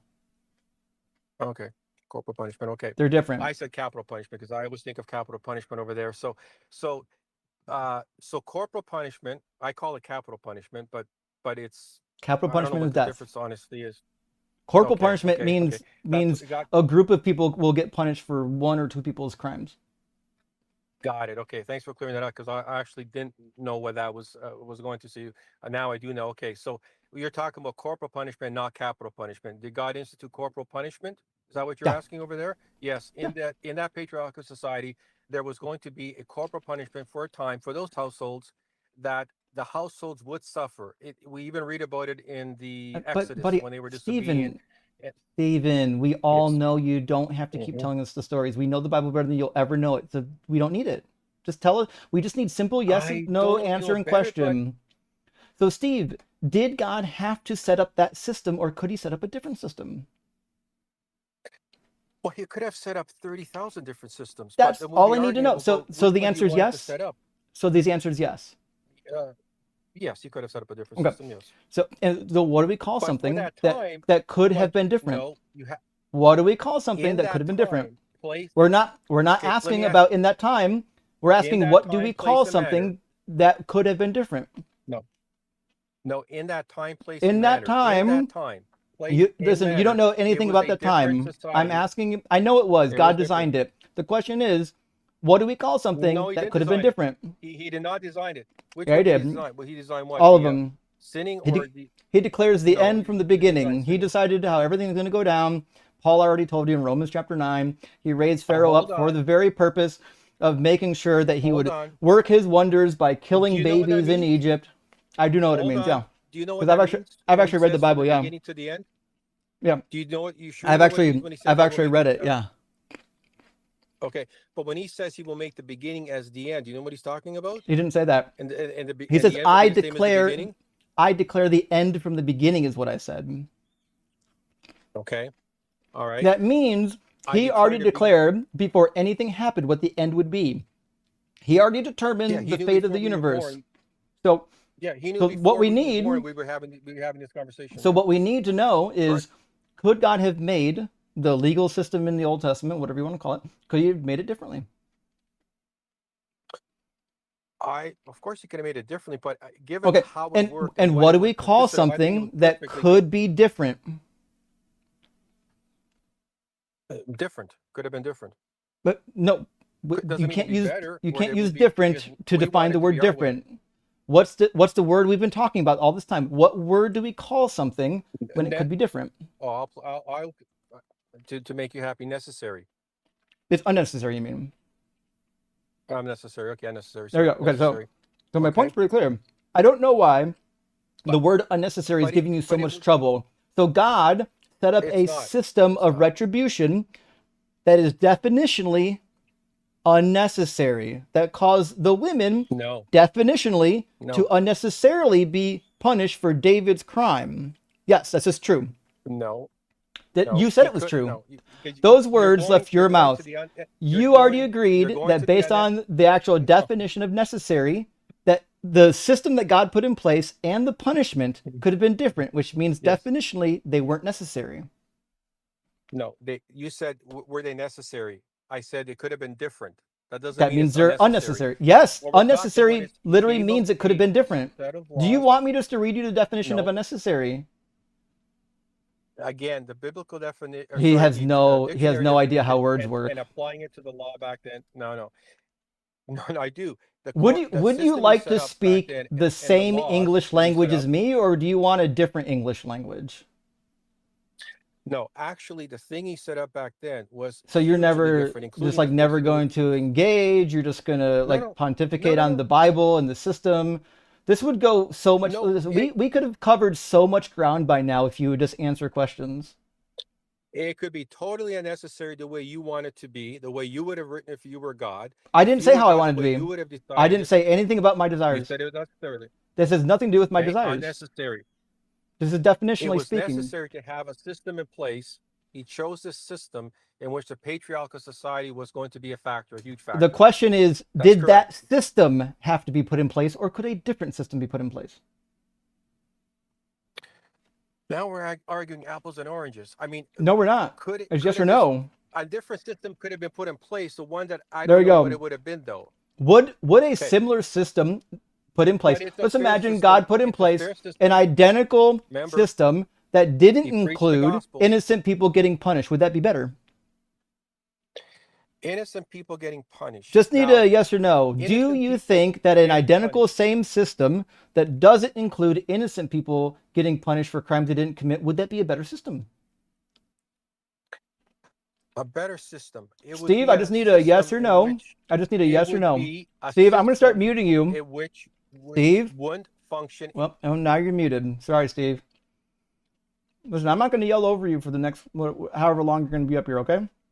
If you don't answer questions, I'll either mute you or move on, okay? Yeah, today's the day to put your big boy pants on and just answer questions. They're not hard. They're yes or no questions. Everyone here could answer the question. Chat. Could it be that God could institute a system identical to the one he did, just without the corporal punishment or the people suffering that didn't commit the crime? And would it be better? Let's see if there's like yeses or nos. Would it be better, do you think, if innocent people didn't get punished? Let's see what the chat says. I'm assuming the chat, I mean, maybe they're so flustered they can't answer. Oh, we've got a couple yeses from the chat. A few more yeses, a lot of yeses from the chat now. Oh, fucking a ton of yeses now. Okay. So, Steve, the chat seems to be able to answer the question. He didn't even know he was muted the entire time. He had no, excuse me. He had no idea he was muted the entire time. Steve, no one heard anything you just said. We're still waiting for you to say yes or no. Well, I'm not even sure what happened here. No. I know, because you weren't paying attention. Yes or no? Would it be I was better listening. if God had instituted an identical system, but just without the fact that innocent people would be punished for the crimes that they didn't commit? God's punishment Yes or no? instituted for Well, there you go, Steve. Now you're muted again. I told you. You're going to say yes or no, or you're just not going to get heard. I don't know what to tell you. This is not hard. I just need a yes or no. I'm not interested in any of your preaching. We've all heard the preaching. Preaching does nothing for us. We're all ex-Christians. There's nothing you can say that we haven't heard. So again, we need a yes or no out of you, Steve. Could God have instituted an identical system that didn't include innocent people getting punished for crimes they didn't commit, and would it be better? Well, you already said yes to the first one. What's the second one? the second one is that he instituted a system. Yes or no? In Yes or which no, Steve? And now you're muted. No one can hear you. Sorry, Steve. Still waiting for a yes or no. This is going to get really old really fast. Usually got some good grapes to feast on. Listen, I don't know when grape season is, but these ones are popping. Steve, we'll try it again. Steve, we're still waiting for a yes or a no. Would it have been better for God to institute an identical system just without innocent people having to suffer for the crimes of the guilty? I think the system he instituted, including the gospel preached to every one of them, resurrected with Yeah. Jesus Still waiting was for a perfect. yes or no, Steve. Still yes or no. Nothing you say matters unless it's a yes or no. No, no. In God's timing and Okay, purpose, what so He did so and how you're He saying instituted that corporal punishment instituting a for that system. for that time. So then what you're saying is that a system that purposely harms people who did not commit the That did crime purpose. is better than a system that doesn't? No, what I'm saying is that He had all the Well, factors that's what you taken, said then. all of the He had all the contingency taken care of, which you would not. I'm just asking for a He yes had or no. everything. Just asking for a yes or no, I'm Steve. saying that Just need a yes or no, in Steve. that family Just need a system, yes or no, Steve. Just need a punishment yes or no, came down. It Steve. came down on the family. Steve, no one can Simple as fucking that. hear There would have you been a until better you say system in yes or place. no. No one can hear you. There would have been. No. Well, now you're muted. You can shout all you want. Shout all you want. I'm done talking over you, Steve. I just need a yes or no. This is not hard. Just need a yes or no, buddy. Imagine being a grown-ass man and being too afraid of what your own book says to say yes or no. It's just a yes or fucking no. Try it again, Steve. Yes or no. That his Would that system be contingency- better? He He did was- set he- up that system. He was talking the whole time. The question is, would it have been better, Right. Steve? Yes or no? Yes. Oh, thank you. We What- finally what- fucking got what- there. A system that didn't What? include that people who didn't commit the crimes would get punished would be better than the system that does mean they'll get punished. You finally said yes. We agree. He took- Now the question is, No, why no, I said would yes, what? I Why said would this? No. I said yes. He gave that system in place already. And you I read the didn't ask you. context I of didn't the ask whole you thing, about that. the I asked system you, is in would place. a system that's identical to the Old Testament, without the corporal punishment, be better or worse? What would it be? Going back and living in that time, I think the corporal punishment was necessary for that I- patriarchal society. So it Oh, was so best. I'm asking about that time. Well, technically, I am asking about that time. So you're saying that at the You have time, to ask about the time, buddy, because it's so a you're saying- different time. so you're saying at the They're time, way different we'll times. say in the Bronze Age and the early Iron Age, that's when this was talking about. In that time period, it was better to punish innocent people for the crimes of the guilty. In that patriarchal society, Just a yes the or no. household will be punished. Just a yes or no. God's plan of restoration Just a yes or for them no. was already in place, though. Just a yes or no, Steve. That was the Just yes the or no, best plan Steve. that was available. Just need a yes or no. That was a perfect plan Just for need- that society. It was That's a perfect for that plan. society. So you're telling me Yeah, for that that society. punishing innocent people is a perfect plan. In that society that you didn't live in, that you I'm- don't I'm just- understand. I through just the need a lens yes of or that ancient actually, Steve. I patriarchal do society, understand a the king's society. household I was understand viewed it as quite his own fine. honor, status, and I understand property, it quite and fine, that Steve. I punishment don't fell need on more him was explanations. completely Steve, no demeaning one to cares him about and your that preaching. household. We just need simple answers here. I'm not preaching. Yeah, that you're wasn't preaching. you're just I'm saying giving you a nonsense that patriarchal doesn't society, actually address household. the No, topic. The it topic is existed whether or back not Totally it was different better back or then. worse, and you said that it was better. It was better for God to institute a system where innocent people got punished for the crimes of the guilty. Now, next question: why is that I better? think that it was a system that was it was a system that he had implemented. It was a system Why is it viewed better? through that patriarchal society. Yeah, but why is it that better? Worked in that time. But why because is it was better? A completely different world back then. Steve, why was it better? Well, what do you mean by why was it better? At that time, I asked it was you better. why. Why was it better than the not punishing the innocent? Why is that better? Because in God's whole plan, punishing the innocent, his household, if you will, there's already a restoration plan for that. So he punished David No, through no that. one, but no he one had a asked you restoration about the plan for those people. restoration. Oh, but I it's asked huge. you If I was one of the- factually. well, no, ask me this Factually, question. No, no, does you- God's does okay, God ask does me this. does Jesus does the existence of Jesus dying on the cross, is that dependent on innocent people having to be punished for crimes they didn't commit? If the answer is yes, Okay. then you're going to call Jeremiah and Ezekiel liars. So go ahead. No, okay, then ask me here. Then ask me this way. Then you didn't ask me this question. Okay. How if about you? I How look- about you answer the I- question that I already asked, rather than trying to answer If- questions I never asked? I asked you, if was I'm- it necessary to punish people who didn't commit crimes in order for Jesus to die for your sins? Was that necessary? That's not. You're conflating the two. You didn't. I'm ask me not if I'm conflating the back in that two. time. Ask So me, just to be ask clear, me. did I'm back Jesus in that have to time. I'm die? in David's house. Does Let me Jesus' answer the question sacrifice first. for your sins? You didn't answer my question. You're inventing your own questions. My question was, No. I just do want to ask you. innocent people have to suffer for guilty people's crimes in order for Jesus to do what Jesus did? Well, no, but the question that Oh, the there we point go. I want to make is So ask then me your this: point if is I'm the invalid. Your person, point doesn't mean yeah, anything. let me just Jesus answer. could have done Let me just answer this. everything Jesus wanted to do. Everything God needed Jesus to do No, could have been done no. without innocent people being punished for the crimes of the guilty. You just said yes. I'm one of the innocent people. I'm one of the innocent people back in the Old Testament. You I'm are one of those not people innocent. in David's household. I got killed. Then Is that today, necessary? after Jesus preaching to me, I'm Steve, with him. no Do one is am fucking I going to asking be you mad, about the or am I herring going of to hell. accept that as a No, totally? no one's asking that fucking question. I don't know why you can't pay Yeah, but attention. it's No one asked you're you that. assuming that those No one people, asked you that, and but you're assuming that those assuming way too people much. Those that were what you're in that talking about, household Steve, has today nothing to would do not with be what I'm saying talking to about. you, And no, Steve, we're okay with this. nobody can fucking God had hear a you, restoration plan Steve. for Your us. microphone's not as loud as Okay, mine. I don't know why you keep doing this to yourself.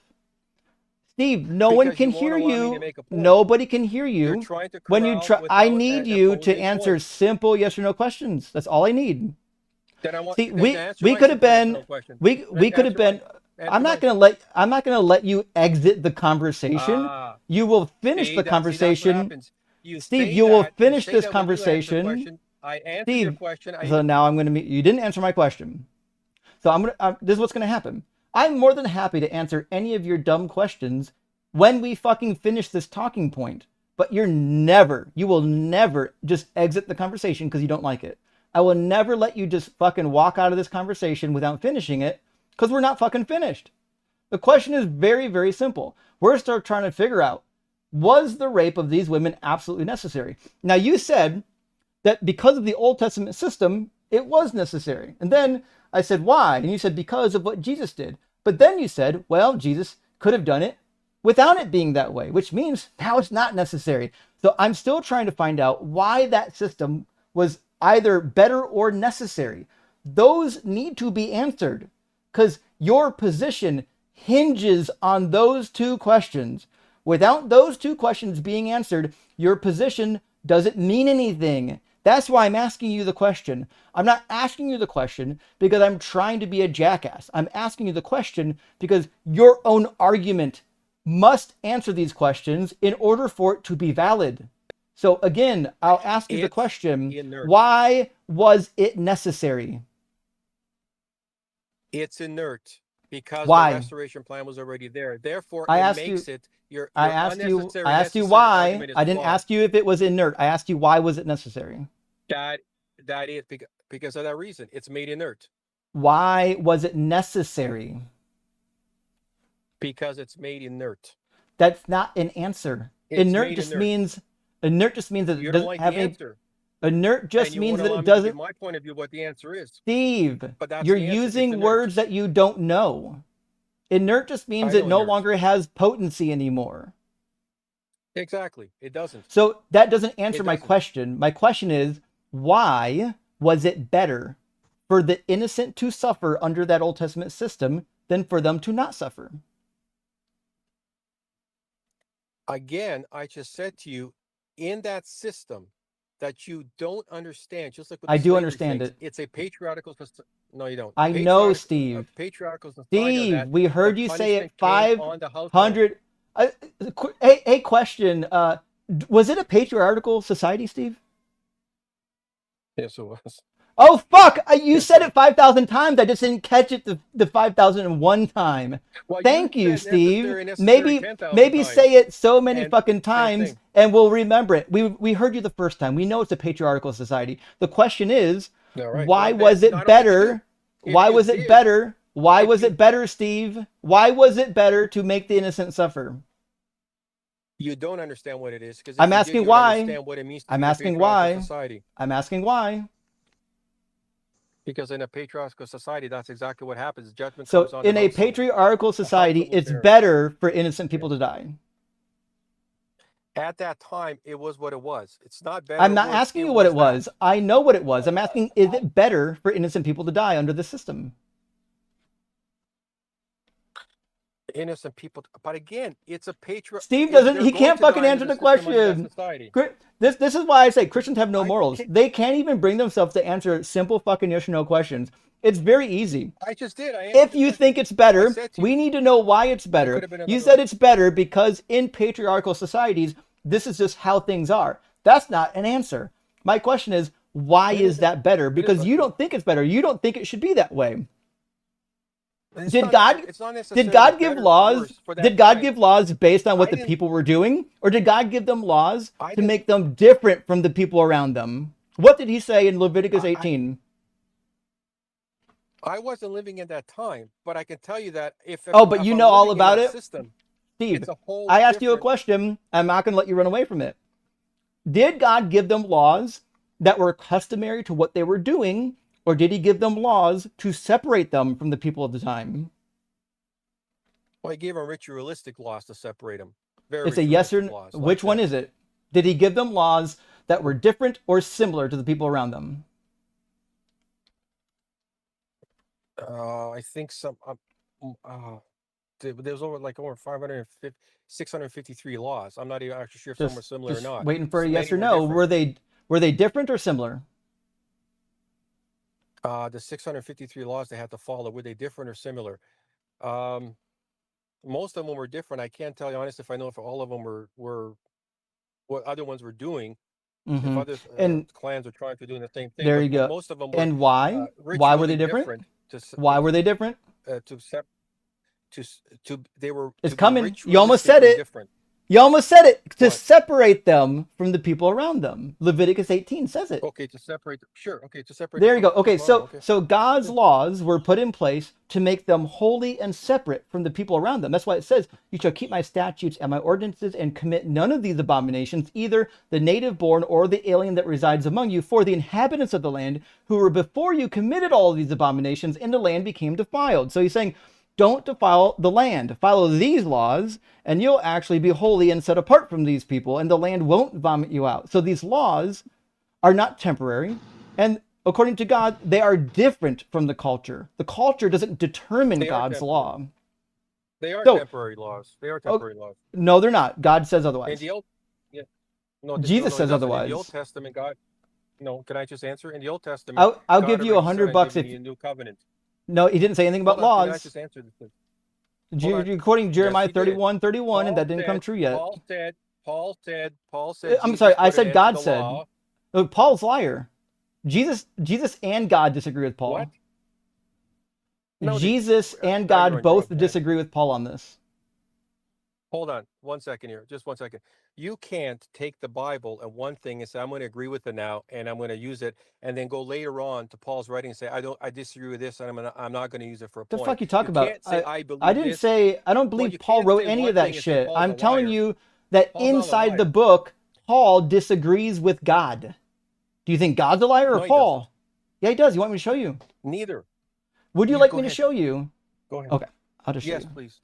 I love it Oh, wait, when just like overconfident Christians if I get can up here talk, that have you were literally talking about, never read the Bible, not even once. They have no hold idea on, what's in this hold book. on. They have no I'm, idea what I'm, the ancient culture I'm was on like Genesis, that. They I'm come on in here Genesis and they 1:1, and I'll cry be and going through it. complain about what atheists know and what atheists don't You know. just, And the reality is they don't even know what's in their own fucking book. And I always have to end up reading it to them because they don't know how to read. you said This is the Deuteronomy law is still 11. in You shall place. love the I Lord said your the law God, is not in place therefore, anymore. and keep his charge, his decrees, his ordinance, and his commandments Yes, always. yes. How long is that? Okay, here's the How thing. long is The Old always? Testament, his testament, How the Old long is Testament, it says he's giving always? us a new covenant. How long Say is that again. always? How long is Always from what? always? What did you just read?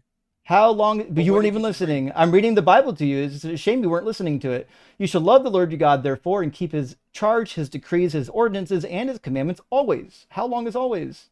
Yes, it's forever. Oh, forever. So he says to And follow these laws forever. Then he says in the next no, chapter, Jesus, these are the can statutes I and just answer? ordinances that you must diligently observe in the land that the Lord, the God of your ancestors, has given you to occupy all the days that you live on the earth. All of them. How long is that? Correct. And Okay, then did he we say these read, are if I temporary? can answer, can I just answer? Yes, in the Old Testament, it says he's giving us a New Testament. He's going to write it down No, on it their doesn't. hearts. Jesus It came says you're getting a with, new covenant. he, He Not doesn't Testament. say I'm going to write him on in your hearts. In your That's hearts. He Jeremiah doesn't say 30. that. That's He's- Jeremiah 31:31, and you're misquoting it. Do you have to read that to No, you I'm not. now? Yeah, you are. I guarantee you when I read No, Jeremiah no. 31, you're going to hate what it says. You want me to read it for you? I'll read it for you. I know you haven't read it. It's okay. You heard someone preach about it, but you never actually read it for yourself. Look what it says. But all shall die for their own sins. Oh gosh, what about that? All shall die for their own sins. The teeth of the one whom eats sour grapes shall be set on edge. The days are surely coming, says the Lord, when I will make a new covenant with the house of Israel and with the house of Judah. Interesting. That's not you. This is with the house of Israel and Judah. It says it will not be like the covenant that I made with their ancestors when I took them by the hand to bring them out of the land of Egypt, a covenant that they broke, though I was their husband, says the Lord. Follow this part. But this is the covenant that I will make with the house of Israel after those days, says the Lord. I will put my law. Did he say law? Yeah, he's going to put a law in their hearts. I will put my law within them. I shall write it on their hearts. Did he say a new law? No, he didn't say a new law. He says my law. We know what the law is. And I will be their God, and they will be my people. No longer shall they tell one another or to say to each other, know the Lord, for they shall all know me, from the least of them to the greatest. Do all people know Yahweh?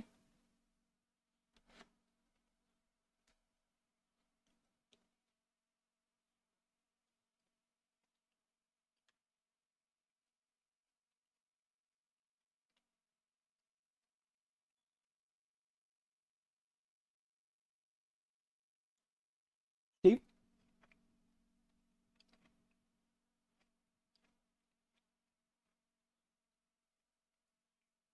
I think God took him. Devo. Yes, he lost reception again.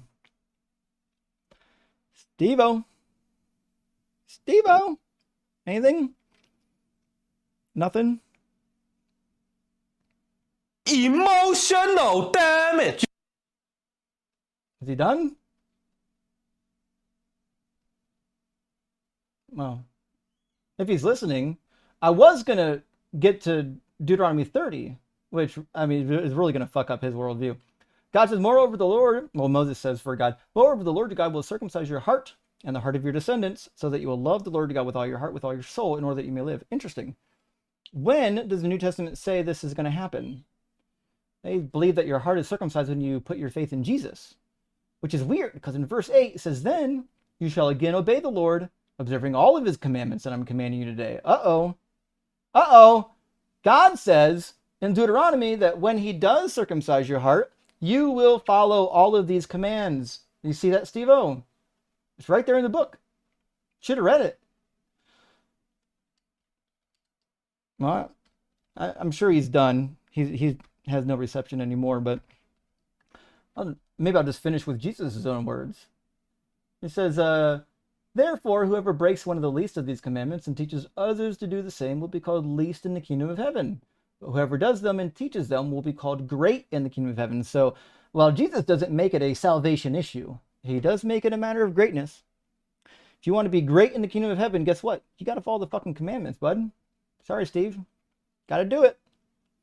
I know you hate God's word, but that's what he said. All right. Well, Steve's gone.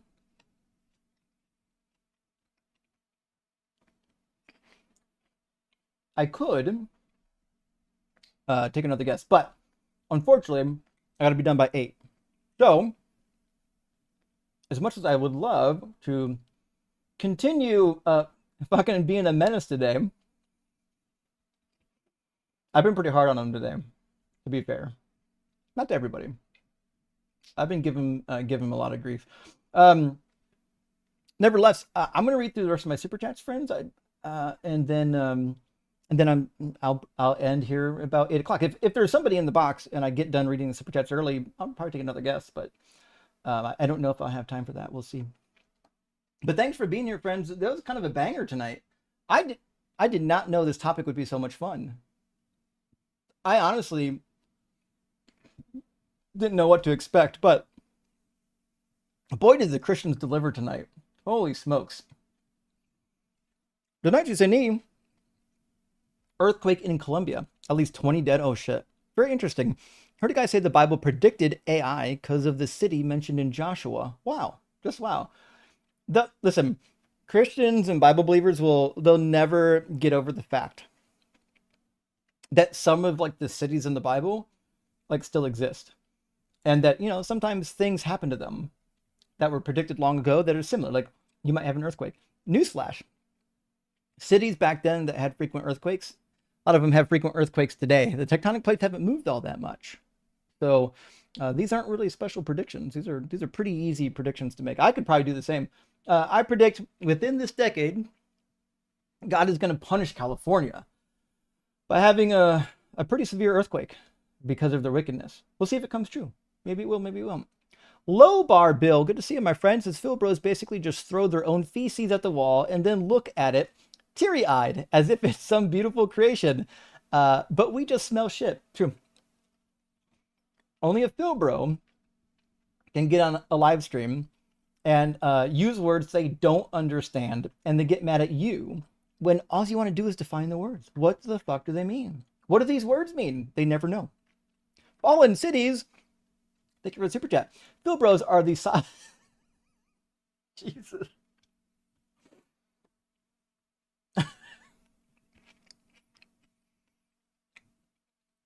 It's funny because it's true. Phil Bros are the sovereign citizens of philosophy. What does your God do besides allow you to win arguments? Fucking nothing. You know what? They have just as much success in their word salad as do the sovereign citizens in court. As many times as you've seen a sob sit win in court is as many times as these dumb Phil Bros have ever won an argument for their God. Steve Wright, thank you for the super chat. Dr. Justin conducting a verbal quiz before the brain salad surgery on the brain salad patient. I gotta be honest, I did not know that I would spend the whole fucking night just going over definitions. This was not like something I planned for, but you know what? When people can't use words right, what do? You don't have too many choices here. Steve with another one. Thank you, Dr. Justin. The chosen music for outside the OR today is ELP's The Endless Enigma, which the patient is clearly suffering. You know what? I don't know the song. Unfortunately, I apologize. I wish I knew the song. But you know what? The patient that we had, fuck. I don't know what their conditions were today. What I do know is that they're in the ICU. Updates maybe will come later. We'll see. Probably gonna have to draw some blood, maybe do a lumbar puncture. We'll see. James says, that's some nice slow cooked lamb. Oh, fucking good reference to the caller with lamb in his mate. Imagine putting the word apologist in your screen name and not being able to know your own definitions. It's crazy. It's funny, we never even got to the Bible. That's the biggest shame. Is usually with the Phil Bros, you can get through the jibber jabber and then show them where the Bible just disagrees with them. We didn't even get that far. He couldn't even define words. Scad, thank you for the super chat. 170,000 active words in English, and he cannot define what words mean, but he can repeat names over and over and over again. Wild. Listen, what I needed, I didn't have one. What I needed was a counter for Aristotelian logic. That's what I need. I do actually have an automated counter for the comments. I'm going to make one that listens. I got one actually kind of already set up, but it listens to the conversation and is tracking my notes. I'm going to set one up to look for particular words so that like when, well, actually I can already do that. I'm already getting the words documented so that when certain words get uttered, it'll uptick the counter. I think that would actually be a lot of fun. Space Lord says, lamb, English motherfucker, do you speak it? Do they speak English in what? In Jewel? That's fucking crazy. I don't know the conversion between joules and English. Someone's going to have to help me with that formula.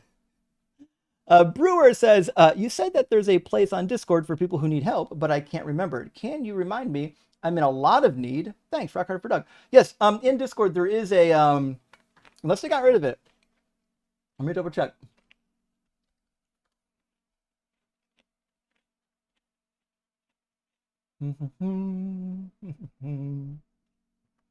Okay. Let's see. It should be in the community section if it's still there. It's definitely not in Clown College or networking. All right, here's community. Let's see if it's still in here. Community outreach is the page. So if you go to the community section in the Discord, you'll find one called community outreach. We can't promise that every person who posts in community outreach will get all the help they need. But I can say that we have a lot of people in the Discord that virtually always pitches in when there's a need in the community. So I don't know what your need is, my friend, but I know that's probably the place to start. And I hope you're okay. Worthy Cat says Christians love to talk in circles because either they don't know the scriptures or because they know their shit. True. That's why that last guest, Steve-O, couldn't actually just answer questions. What he wanted to do is preach.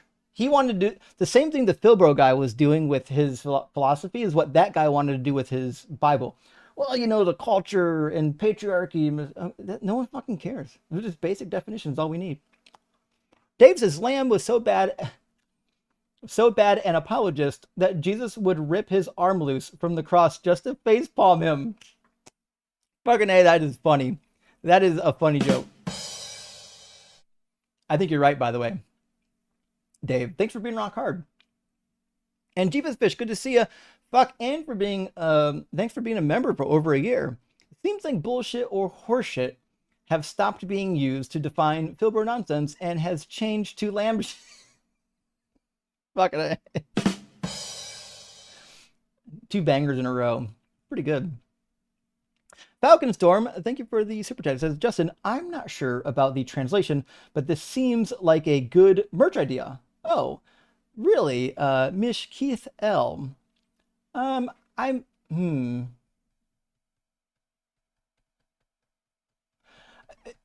agree God fucks everything up, but God ruins everything.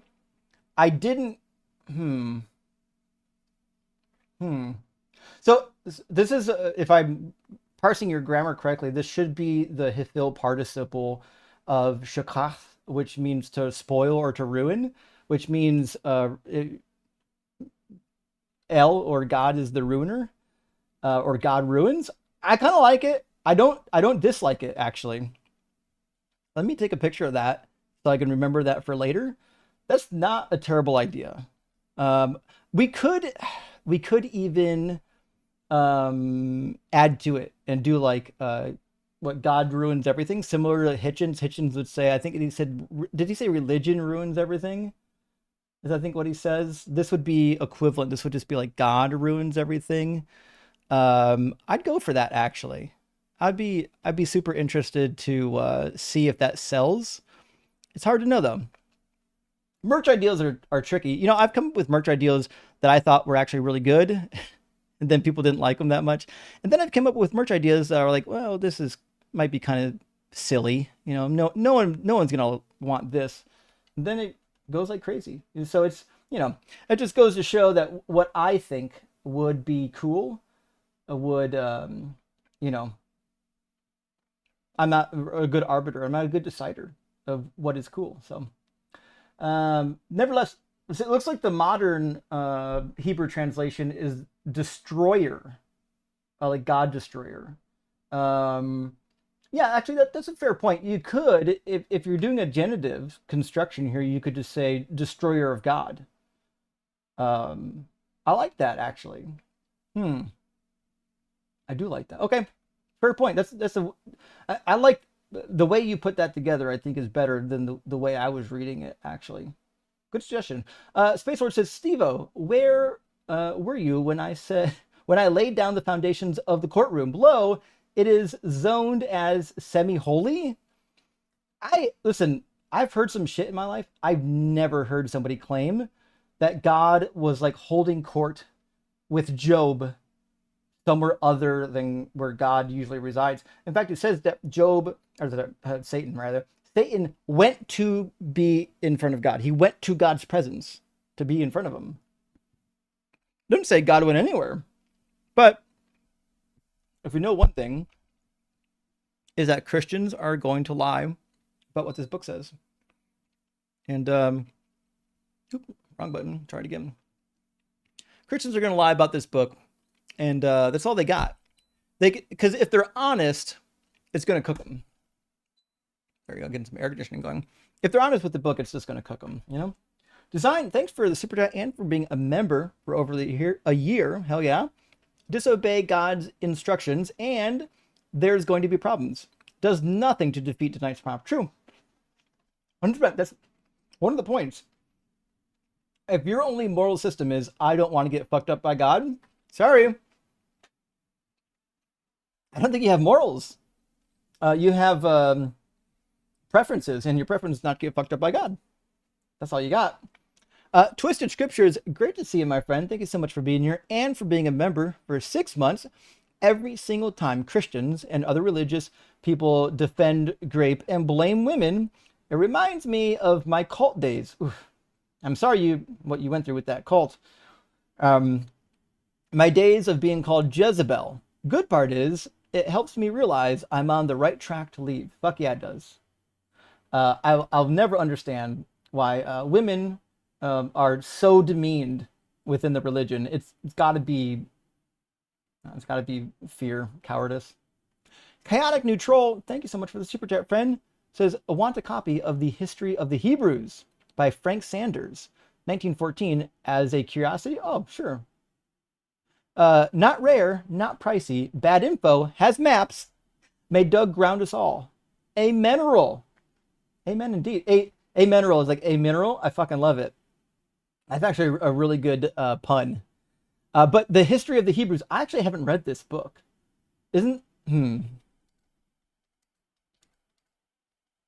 Because it's the turn of the century, right? So like 1914.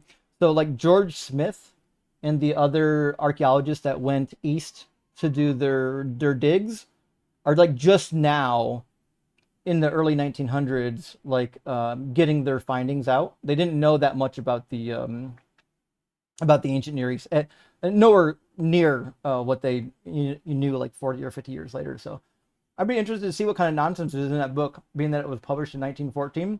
I love seeing like going to thrift shops and finding like American history books from like the 50s and 60s and see what kind of nonsense is in that. It's crazy. Anthony says, oh my God, words don't mean words. Anthony, you fucking nailed it. Words do not mean words.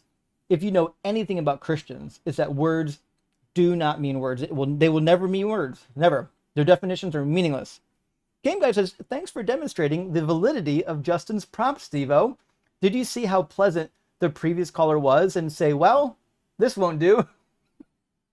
Actually, it's a fair point because Steve-O was legit crashing out. He totally forgot Proverbs 10:16. With many words, transgression is not lacking. Sorry about that. Always remember, if you're a Christian, with many words, transgression is not lacking. You will fuck something up if you just think blibber blabbering is going to help you. It will never help you. Shirley Temple with another super chat. Thank you. I think corporal means having to do with the body. Great Monday barbecue, though. Mark out for Justin. Thank you. Yeah, corporal. Or corporeal. Yes. Corporeal would be like in a physical body. Corporal means like a corporation, a collection of people, right? Hopefully I was using the right word. At least I thought I did. Hunter Girl, thank you for the $20 super chat. Hope you're doing well. Is that a pooch in your profile picture? Oh, what a beautiful pooch. Here's my tithe to drop Steve. You know what? I should have dropped him sooner, but I got to be honest. I was having a little bit of fun with him. I got a little worked up because, like, I got to be honest. When you act like that big of a child, you can't say yes or no questions. It gets a little bit frustrating. Like, we could just be done. We could have been done 20 minutes ago. This conversation didn't have to be this long. I could have moved on to another guest. But he just wanted to be a coward. Chip, my friend, thank you for the super chat. Steve-O is a perfect example of the prompt. You fucking nailed it. Christians have no morals. He also made his God completely impotent. True. The minute God, like, well, you know, they did patriarchy back then, so God had to do patriarchy as well. Why? Is he too fucking weak that he couldn't institute a good system? What a chump. Not a God I would follow. Definitely not a God that has good morals. That you think you could just, you know, whatever they're doing is fine. The proud atheist. Hey, you should be proud.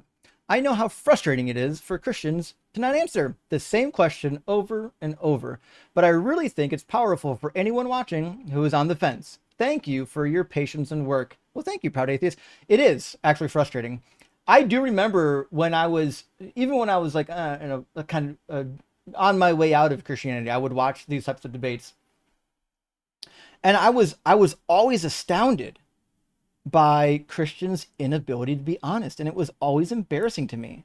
I would watch these shows, and like I would legitimately feel like I wanted to root against a Christian because they always behave so badly. I would just watch Matt D just fucking tear them apart because they're all idiots. And then they say stuff. I'm like, oh, don't fucking say that.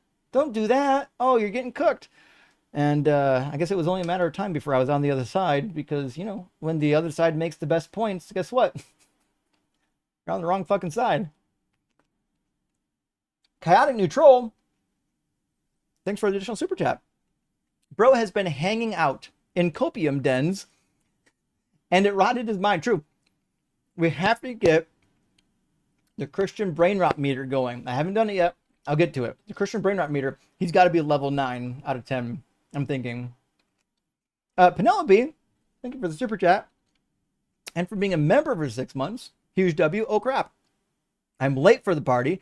Glad I caught you before it ended. Rock hard for Doug. Well, thank you, Penelope. I appreciate that. You can watch it back. I'll tell you, though, it was a little bit of a frustrating couple calls tonight. You might pull your hair out a little bit. I almost pulled mine out. Doug, thank you for the super chat. Awesome name, by the way. Do you have any recommended sources about why Christian NDEs about heaven are nonsense? Maybe something addressing the religious filter. Thanks. Simply wet for Justin. Oh, fuck, Doug. Thank you. This is a good question. So I studied NDEs for a long time, especially when I was no longer a Christian, but I kind of still believed in a God. I'll tell you what it was for me. The stuff that, because I don't know of any books or resources that specifically are addressing NDEs, saying that obviously they're just religiously filtered. I think there's a lot of studies. You can go to like PubMed and read a lot of studies where people have NDEs, and you'll discover that a lot of them are from their cultural background. On the deconstruction cheat sheet, we do have a section called resources. And one of those resources is a couple links to NDEs from people with different cultures, talking about seeing Hindu gods or Islamic gods. And I think if someone's having an NDE and they're seeing the Islamic religious heaven and hell play out, I mean, it just seems like it's cultural, you know? So I do have, let me see where that section is. Where'd I put that damn thing? The other thing too, there you go, NDE and OBE studies. There's one document, 6 out-of-body experiences by the Institute of Transpersonal Psychology. And then I've got links to the AWARE projects 1 and 2. And then out-of-body experiences, multiple sensory replacement experiments, and potent psychedelic DMT mimics near-death experiences in the brain, an actual study. And there's a lot more out there, actually. In the footnotes, you'll find all kinds of other resources. But, I mean, what you'll discover is that, by and large, NDEs happen to people of all different stripes. I've got links for Islamic NDEs. I've got people from India giving their NDEs. A study on consciousness in the dying brain, and a couple others. We have maybe 10 different links on NDEs. But the reality is, if NDEs were real, right, everybody should experience them. Everybody who has ever died and come back should experience the identical same thing. but they don't. And so I think that's a good reason. And they've done experiments where they've triggered out of body experiences using DMT or using a deep brain stimulation. And people report all kinds of stuff. You can like physically, you could just manipulate the brain into having these types of out of body experiences. So if you can just literally do it, seems like it's not God. Hope that helps. Miss Meg says it would be an easier prediction to say God is going to punish California by bringing fire. True. Probably could cut it down to a year. You're right.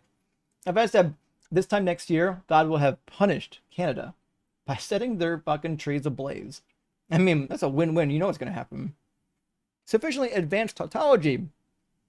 Thank you for super chat, buddy. Says Steve, saying the wife's suffering is inert is monstrous. True. That's why I tried to walk him down that path. Listen, if going to heaven means that your suffering is meaningless, well, it means that Jesus' suffering was meaningless too. Which is what he wanted to do. He wanted to preach about Jesus' suffering. And I was trying to get him to that point where he recognized that suffering for Jesus would be meaningless too, especially being a fucking God. How dare you downplay their trauma by saying it doesn't matter? It fucking does matter. Just because you get warm and fuzzy thinking about a blood sacrifice, get fucked. You nailed it. Steve, you're the reason why we do these live streams. And the Knights Who Say Knee come in again. You misunderstood my super chat. You know, I probably did. I apologize if I did. I'm saying I heard a person saying that he thinks the Bible predicted AI because it mentioned the city of AI in, oh God. Oh geez. Sorry, you know what? I don't know why that went over my head the first time. I'm just tired, I guess.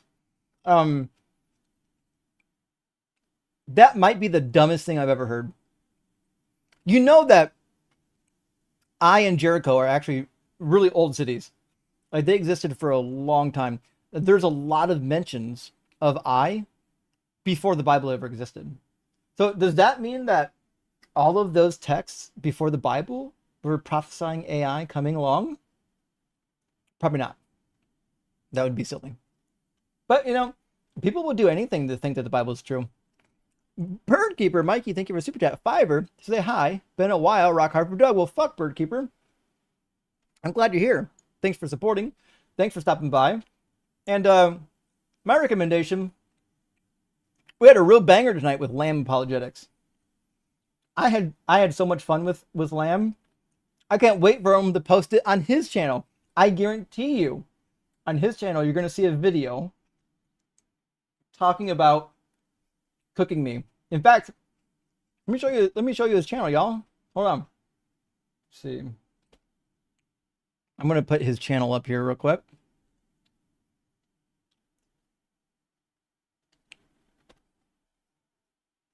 This guy right here, the Lamb Apologetics. This is the guy that you want to go subscribe to his channel, y'all. The Lamb Apologetics. He's almost got 1,000 followers. He's a really big deal. And he does play with puppets or Muppets.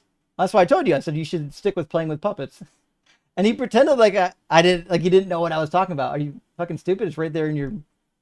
Obviously wasn't paying attention. But he does have a video here debating TikTok atheists, allegedly Ian. Interesting. I'd love to see how bad Ian fucked him up. To be fair, this guy. If I had to guess, I'm gonna guess that Ian destroyed his word salad like within minutes, because Ian actually knows how to use all these words. Let's see what it says. Are the comments? What do the comments say?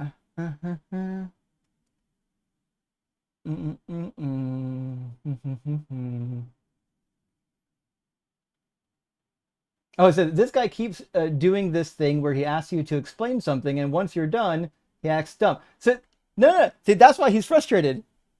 All the atheists are going to ask you your definitions of these words because they don't work. The way that you're using them in the sentence don't match the way the word is defined. So yeah, it looks like I'm gonna guess that this conversation with Ian actually went a lot like mine, where the guy just tried to sound smart, and Ian actually pinned him down on words, tried to make words mean words. That's what it looks like to me. Friends, it is 7 till 8. I'm one of the few times ever I actually got off the stream early.